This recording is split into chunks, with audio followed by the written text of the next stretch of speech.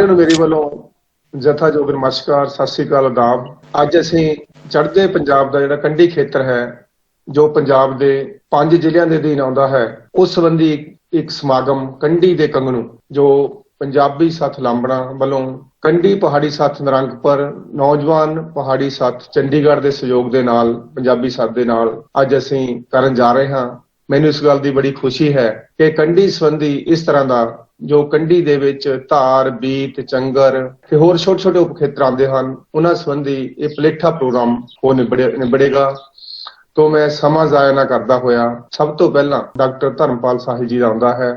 ਮੈਂ ਉਹਨਾਂ ਨੂੰ ਬੇਨਤੀ ਕਰਾਂਗਾ ਕਿ ਕੰਢੀ ਖੇਤਰ ਸੰਬੰਧੀ ਜਿਹੜੀ ਪੰਛੀ ਝਾਤ ਸਮਾਂ ਸਾਡੇ 5-6 ਮਿੰਟ ਇੱਕ ਬੁਲਾਰੇ ਕੋ ਹੋਣਗੇ, ਤੇ ਮੈਂ ਬੇਨਤੀ ਕਰਾਂਗਾ ਜੀ ਆਇਆਂ ਨੂੰ ਕਹਿਣ ਦੇ ਨਾਲ ਡਾਕਟਰ ਧਰਮਪਾਲ ਸਾਹਿਬ ਜੀ ਕੰਢੀ ਬਾਰੇ ਤੇ ਇਸ ਸਮਾਗਮ ਬਾਰੇ ਪੰਛੀ ਝਾਤ ਪਾਉਣਗੇ। ਡਾਕਟਰ ਧਰਮਪਾਲ ਸਾਹਿਬ ਜੀ। ਅੱਜ ਦੇ ਇਸ ਗੂਗਲ ਮੀਟ ਦੇ ਵਿੱਚ ਵਿਰਾਜਮਾਨ ਕੰਢੀ ਖੇਤਰ ਦੇ ਧਾਰਮਿਕ ਵਿਭੂਤੀ, ਇੱਕ ਬਹੁਤ ਹੀ ਮੰਨੀ ਪ੍ਰਮੰਨੀ ਹਸਤੀ ਮਹੰਤ 108 ਸ੍ਰੀ ਰਾਜਗੀਰ ਜੀ, ਉਹਨਾਂ ਦੇ ਆਸ਼ੀਰਵਾਦ ਨਾਲ ਜੋ ਅੱਜ ਦੇ ਸਮਾਗਮ ਦੀ ਪ੍ਰਧਾਨਗੀ ਕਰ ਰਹੇ ਨੇ, ਮੈਂ ਕੁਝ ਗੱਲਾਂ ਕੰਢੀ ਪਹਾੜੀ ਸੱਥ ਨਰੰਗਪੁਰ ਦੇ ਸੰਬੰਧ ਵਿੱਚ ਤੁਹਾਡੇ ਨਾਲ ਸਾਂਝੀਆਂ ਕਰਨੀਆਂ ਚਾਹਾਂਗਾ ਕਿ ਕੰਢੀ ਪਹਾੜੀ ਸੱਥ ਨਰੰਗਪੁਰ ਵੱਲੋਂ ਜੋ ਅੱਜ ਕੰਢੀ ਦੇ ਕੰਗਣੂ ਗੂਗਲ ਮੀਟ ਆਯੋਜਿਤ ਕੀਤਾ ਜਾ ਰਿਹਾ ਹੈ, ਇਸ ਦਾ ਜਿਹੜਾ ਵਿਸ਼ਾ ਹੈ ਉਹ ਹੈ ਕੰਢੀ ਦੀਆਂ ਵਿਲੱਖਣਤਾਵਾਂ ਤੇ ਵਿਭਿੰਨਤਾਵਾਂ। ਪੰਜਾਬੀ ਸਾਥ ਲਾਂਬੜਾ ਦੇ ਜਿਹੜੇ ਬਹੁਤ ਹੀ ਉਦਮੀ ਸੇਵਾਦਾਰ ਹਨ, ਡਾਕਟਰ ਨਿਰਮਲ ਸਿੰਘ ਸਾਥ ਜੀ ਔਰ ਸਰਦਾਰ ਮੋਤਾ ਸਿੰਘ ਸਰਾਏ ਜੀ, ਉਹਨਾਂ ਦੀ ਸਰਪ੍ਰਸਤੀ ਹੇਠ ਹੋ ਰਿਹਾ ਹੈ। ਔਰ ਉਹਨਾਂ ਦੇ ਨਾਲ ਹੀ ਨੌਜਵਾਨ ਪੰਜਾਬੀ ਸਾਥ ਚੰਡੀਗੜ੍ਹ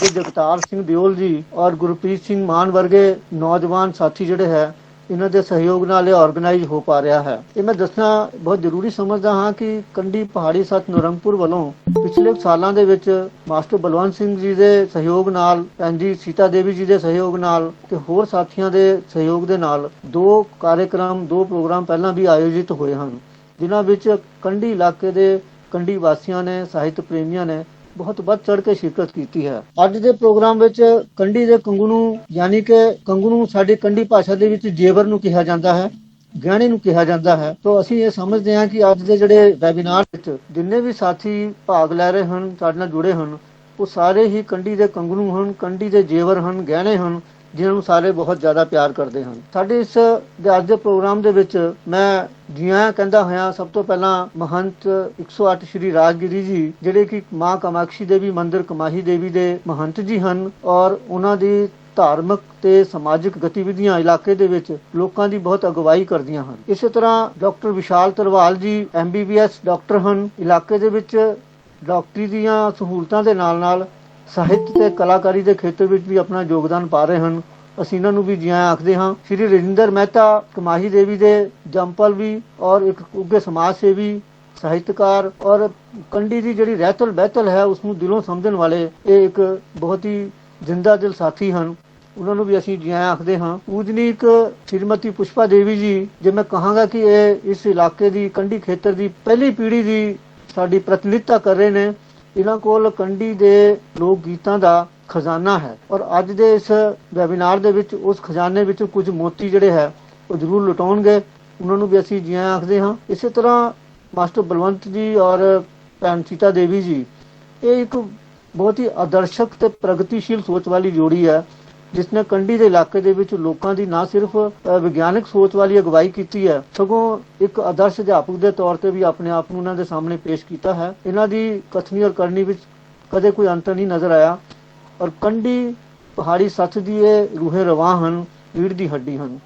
ਇਹਨਾਂ ਨੂੰ ਵੀ ਅਸੀਂ ਅੱਜ ਸੁਣਨ ਦਾ ਸੁਭਾਗ ਪ੍ਰਾਪਤ ਕਰਾਂਗੇ। ਇਸੇ ਤਰ੍ਹਾਂ ਅਮਰੀਕ ਦਿਆਲ ਜੀ ਬੀਤ ਖੇਤਰ ਦੇ ਇੱਕ ਬੜੇ ਹੀ ਪ੍ਰਤਿਭਾਸ਼ਾਲੀ, ਬਹੁਮੁਖੀ ਪ੍ਰਤਿਭਾ ਦੇ ਮਾਲਕ ਪੰਜਾਬੀ ਅਧਿਆਪਕ ਹਨ, ਨੈਣਵਾਂ ਸਕੂਲ ਦੇ ਇੰਚਾਰਜ ਵੀ ਹਨ। ਇਹਨਾਂ ਦੀ ਪੁਸਤਕ ਰੁੱਖਾਂ ਵਰਗੇ ਮਨੁੱਖ, ਇਸ ਪੁਸਤਕ ਦੇ ਵਿੱਚ ਬੀਤ ਦੇ ਲੋਕਾਂ ਦੀ ਜ਼ਿੰਦਗੀ, ਉਹਨਾਂ ਦੇ ਵਿਵਹਾਰ ਔਰ ਉਹਨਾਂ ਦੇ ਸੱਭਿਆਚਾਰ ਬਾਰੇ ਬਹੁਤ ਗੱਲਾਂ ਹੋਈਆਂ ਹਨ, ਬਹੁਤ ਚਰਚਿਤ ਹੋਈਆਂ ਹਨ। ਇਹ ਬਹੁਤ ਕੁਸ਼ਲ ਵਕਤਾ ਵੀ ਹਨ, ਮੰਚ ਸੰਚਾਲਕ ਵੀ ਹਨ ਔਰ ਬਹੁਤ ਅੱਛੇ ਲੇਖਕ ਵੀ ਹਨ।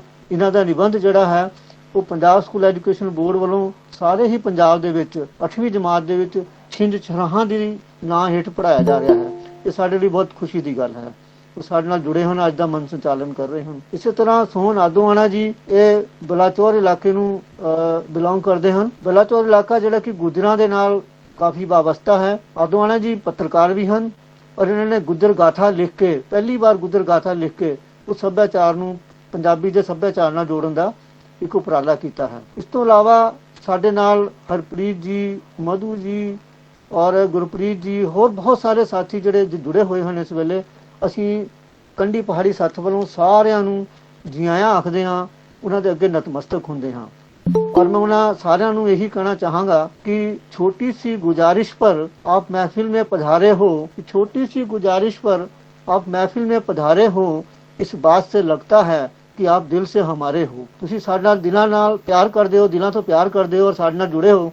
ਅਸੀਂ ਤੁਹਾਡੇ ਅੱਗੇ ਨਤਮਸਤਕ ਹਾਂ, ਤੁਹਾਨੂੰ ਜੀ ਆਇਆਂ ਆਖਦੇ ਹਾਂ। ਸਾਥੀਓ, ਜਿਵੇਂ ਕਿ ਹੁਕਮ ਹੋਇਆ ਅਮਰੀਕ ਦਿਆਲ ਜੀ ਵੱਲੋਂ ਕਿ ਕੰਢੀ ਬਾਰੇ ਥੋੜੀ ਜਿਹੀ ਜਾਣ ਪਛਾਣ ਮੈਂ ਜ਼ਰੂਰ ਕਰਾਣੀ ਚਾਹਾਂਗਾ, ਕਿਉਂਕਿ ਅੱਜ ਦੇ ਸੈਮੀਨਾਰ ਦਾ ਇਹ ਇੱਕ विषय भी है और साडा उद्देश्य भी है। तो मैं बहुत ही किसी होर गलबात ना जानते हुए मैं शुरू करांगा कि जिहड़ा कंढी शब्द है, ये कंढा पंजाबी दे कंढा शब्द जिहड़ा है उस तो ओरिजिन विच आया है। दरअसल पठानकोट दे शाहपुर कंढी एरिया तो शुरू होके ते मुकेरियां, दसूहा, तलवाड़ा, कमाई देवी, ढोलवाहा, जनोड़ी, मैंगरोवाल, हुशियारपुर, मालपुर, गढ़शंकर तो हुंदा है बलाचौर ਤੇ ਅਜੀਤਗੜ੍ਹ ਤੱਕ ਇਹ ਬੈਲਟ ਜਿਹੜੀ ਹੈ ਬਹੁਤ ਲੰਬੀ ਬੈਲਟ ਗਈ ਹੈ, ਜਿਹੜੀ 250 ਕਿਲੋਮੀਟਰ ਦੇ ਲਗਭਗ ਲੰਬੀ ਹੈ ਔਰ 14 ਤੋਂ 15 ਕਿਲੋਮੀਟਰ ਚੌੜੀ ਹੈ। ਕਿਉਂਕਿ ਇਹ 1966 ਜਦੋਂ ਹਿਮਾਚਲ ਬਣਿਆ ਤੇ ਉਹਦੀ ਜਿਹੜੀ ਵੰਡ ਰੇਖਾ ਰੱਖੀ ਗਈ ਉਹ ਸ਼ਿਵਾਲਿਕ ਪਹਾੜੀਆਂ ਨੂੰ ਰੱਖਿਆ ਗਿਆ। ਤਾਂ ਇਹ ਏਰੀਆ ਕਿਉਂਕਿ ਸ਼ਿਵਾਲਿਕ ਪਹਾੜੀਆਂ ਔਰ ਹਿਮਾਚਲ ਦੇ ਕੰਢੇ ਤੇ ਪੈਂਦਾ ਹੈ, ਇਸ ਕਰਕੇ ਇਸ ਖੇਤਰ ਨੂੰ ਪ੍ਰਸ਼ਾਸਨਿਕ ਤੌਰ ਤੇ ਕੰਢੀ ਖੇਤਰ ਦੇ ਨਾਂ ਨਾਲ ਕਿਹਾ ਗਿਆ। ਇਹ ਜਿਹੜਾ ਏਰੀਆ ਹੈ, ਅਸੀਂ ਇਸ ਕੰਢੀ ਏਰੀਏ ਨੂੰ ਸਬ ਏਰੀਆ ਦੇ ਵਿੱਚ ਵੀ ਅਸੀਂ ਇਹਨਾਂ ਦੇ ਨਾਂ ਰੱਖੇ ਹੋਏ ਹਨ ਜਾਂ ਅਸੀਂ ਉਹਨਾਂ ਨੂੰ ਗਿਣ ਸਕਦੇ ਹਾਂ।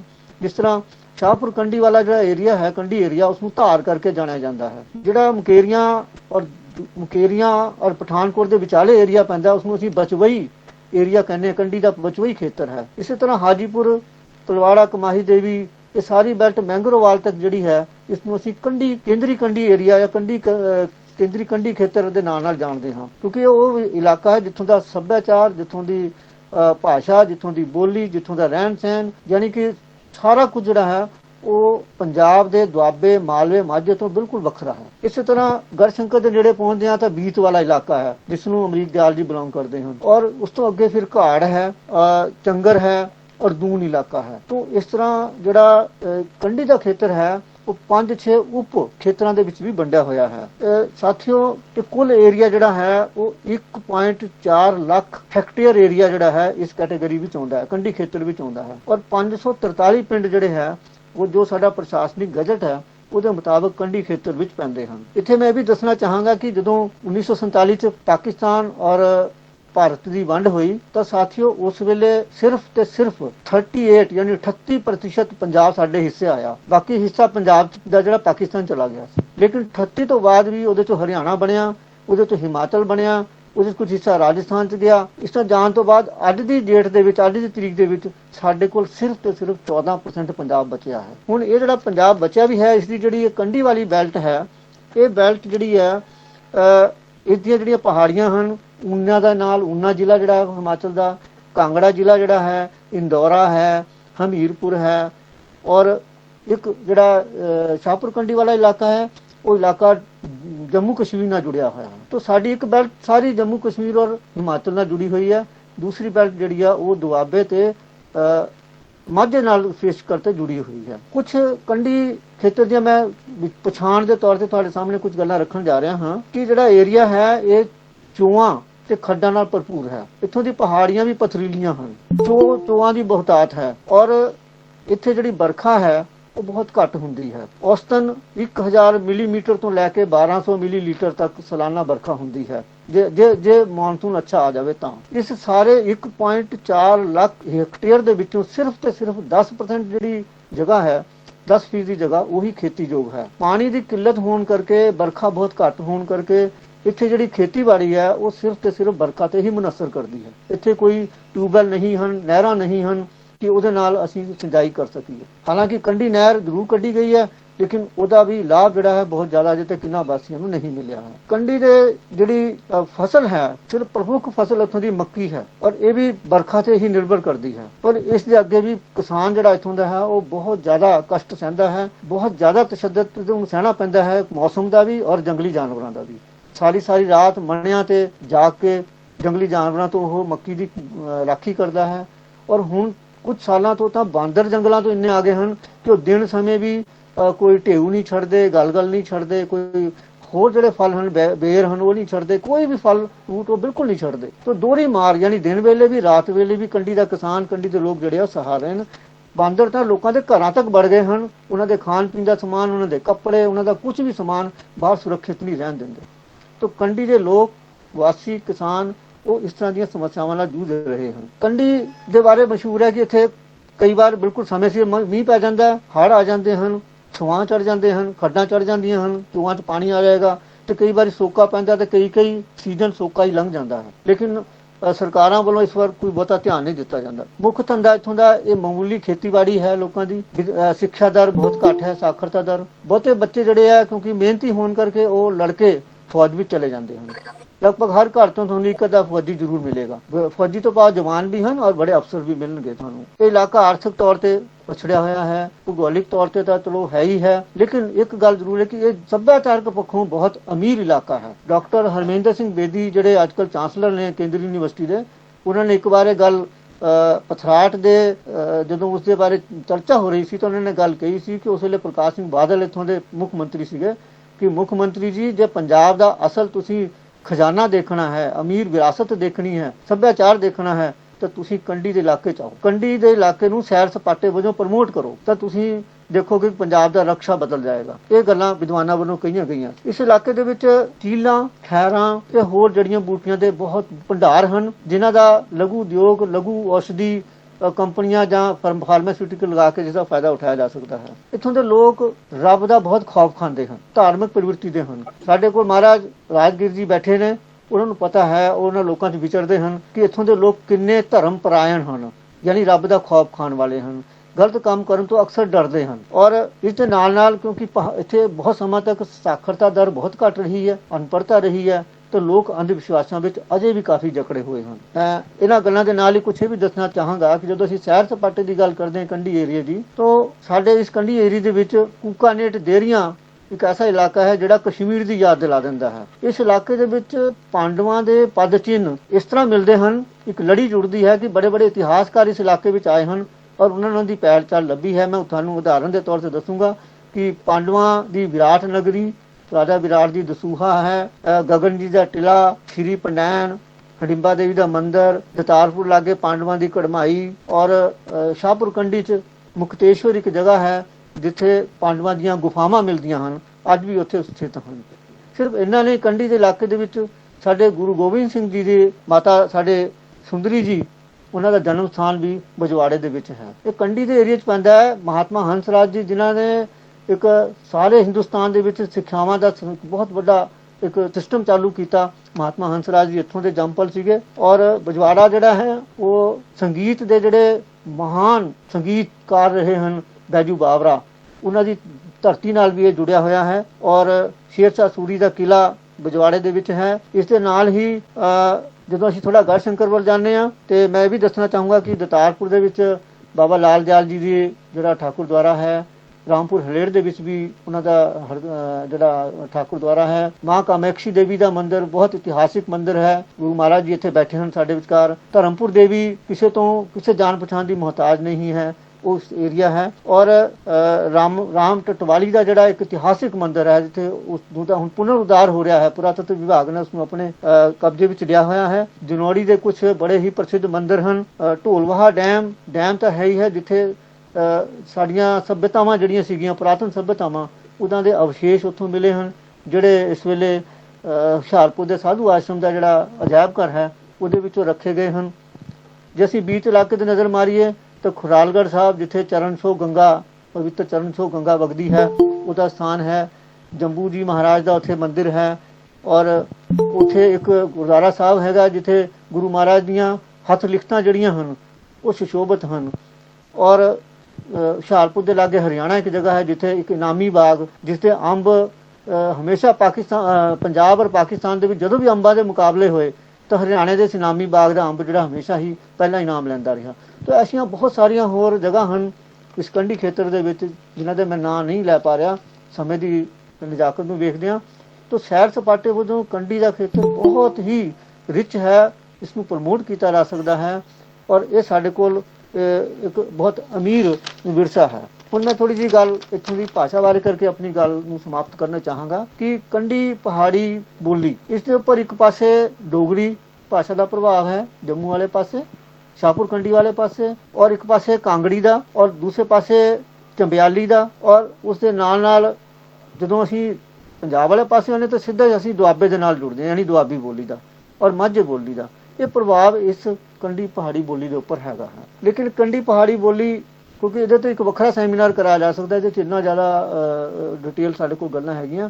ਮੈਂ ਸਿਰਫ ਇੰਨਾ ਦੱਸਣਾ ਚਾਹੂੰਗਾ ਕਿ ਇਹ ਮੈਨੂੰ ਇੱਕ ਪੰਜਾਬੀ ਯੂਨੀਵਰਸਿਟੀ ਵੱਲੋਂ ਇੱਕ ਪ੍ਰੋਜੈਕਟ ਮਿਲਿਆ ਸੀ ਕਿ ਕੰਢੀ ਪਹਾੜੀ ਬੋਲੀ ਦਾ ਸ਼ਬਦਕੋਸ਼ ਤਿਆਰ ਕੀਤਾ ਜਾਵੇ। ਉਸ ਦੌਰਾਨ ਮੈਂ ਇਹ ਚੀਜ਼ ਪ੍ਰੈਕਟੀਕਲੀ ਜਿਹੜੀ ਅਨੁਭਵ ਕੀਤੀ, ਉਹ 3 ਵਿਸ਼ਵ ਵਿਦਿਆਲਿਆਂ ਦੇ ਮਾਹਰਾਂ ਨੇ, ਉੱਥੋਂ ਦੇ ਵਿਦਵਾਨਾਂ ਨੇ ਉਸ ਨੂੰ ਪਾਸ ਕੀਤਾ ਕਿ ਸਾਡੀ ਕੰਢੀ ਪਹਾੜੀ ਬੋਲੀ ਕਾਂਗੜੀ ਤੋਂ, ਡੋਗਰੀ ਤੋਂ, ਚੰਬਿਆਲੀ ਤੋਂ, ਦੁਆਬੀ ਤੋਂ, ਸੰਸਕ੍ਰਿਤ ਤੋਂ, ਹਿੰਦੀ ਤੋਂ, ਰਾਜਸਥਾਨੀ ਤੋਂ, ਇਹਨਾਂ ਤੋਂ ਬਿਲਕੁਲ ਵੱਖ ਹੈ। ਔਰ ਉਹਦੇ ਲਈ ਮੈਂ ਇੱਕ, ਯਾਨੀ ਉਹਨਾਂ ਦੇ ਸਹਿਯੋਗ ਨਾਲ ਮੈਂ ਇੱਕ ਭਾਸ਼ਾ ਵਿਗਿਆਨਿਕ ਪੈਰਾਮੀਟਰ ਤਿਆਰ ਕੀਤਾ ਸੀ, ਜਿਹਨੂੰ 3 ਵਿਸ਼ਵ ਵਿਦਿਆਲਿਆਂ ਨੇ ਪਾਸ ਕੀਤਾ ਕਿ ਵਾਕਈ ਇਹ ਕੰਢੀ ਪਹਾੜੀ ਬੋਲੀ ਆਪਣੇ ਆਪ ਵਿੱਚ ਇੱਕ ਅਲੱਗ ਬੋਲੀ ਹੈ।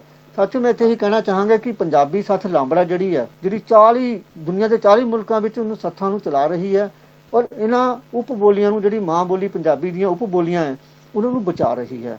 ਮੇਰੀ ਨਜ਼ਰ ਵਿੱਚ ਜਿਸ ਤਰ੍ਹਾਂ ਇਹ ਜਿਹੜੀਆਂ ਉਪ ਬੋਲੀਆਂ ਨੇ, ਇਹ ਸਾਡੀਆਂ ਮੁੱਖ ਭਾਸ਼ਾ ਯਾਨੀ ਪੰਜਾਬੀ ਦੀ ਮੁੱਖ ਭਾਸ਼ਾ ਦੀਆਂ ਇਹ ਝਰਨੇ ਹਨ, ਉਸ ਦਰਿਆ ਦੇ ਝਰਨੇ ਹਨ। ਚਾਹੇ ਉਹ ਪੁਆਧੀ ਹੈ, ਚਾਹੇ ਉਹ ਸਰਾਇਕੀ ਹੈ, ਚਾਹੇ ਉਹ ਕੰਢੀ ਪਹਾੜੀ ਬੋਲੀ ਹੈ, ਇਹ ਸਾਰੀਆਂ ਝਰਨੇ ਹਨ। ਤਾਂ ਕੰਢੀ ਪਹਾੜੀ ਸੱਥ ਇਹਨਾਂ ਝਰਨਿਆਂ ਨੂੰ ਬਚਾ ਰਹੀ ਹੈ, ਕਿਉਂਕਿ ਜੇ ਝਰਨੇ ਜਿੰਦੇ ਹੋਣਗੇ, ਝਰਨੇ ਲਗਾਤਾਰ ਨਦੀ 'ਚ ਡਿੱਗਦੇ ਰਹਿਣਗੇ ਤਾਂ ਦਰਿਆ ਜਿਹੜਾ ਹੈ ਉਹ ਪੂਰੇ ਪ੍ਰਵਾਹ ਨਾਲ ਵਗਦਾ ਰਹੇਗਾ। ਤਾਂ ਆਪਣੀ ਕੇਂਦਰੀ ਜਿਹੜੀ ਸਾਡੀ ਪੰਜਾਬੀ ਬੋਲੀ ਹੈ, ਉਸ ਨੂੰ, ਉਸ ਦੀ ਸੁਰੱਖਿਆ ਲਈ, ਉਸ ਦੀ ਲੰਬੀ ਉਮਰ ਲਈ, ਉਸ ਨੂੰ ਅਸੀਂ ਬਚਾ ਕੇ ਰੱਖਣ ਲਈ ਸਾਡੇ ਲਈ ਜ਼ਰੂਰੀ ਹੈ ਕਿ ਅਸੀਂ ਕੰਢੀ ਪਹਾੜੀ ਵਰਗੀ ਬੋਲੀਆਂ ਜਿਹੜੀਆਂ ਹਨ, ਉਪ ਬੋਲੀਆਂ, ਉਹਨਾਂ ਨੂੰ ਬਚਾ ਕੇ ਰੱਖੀਏ।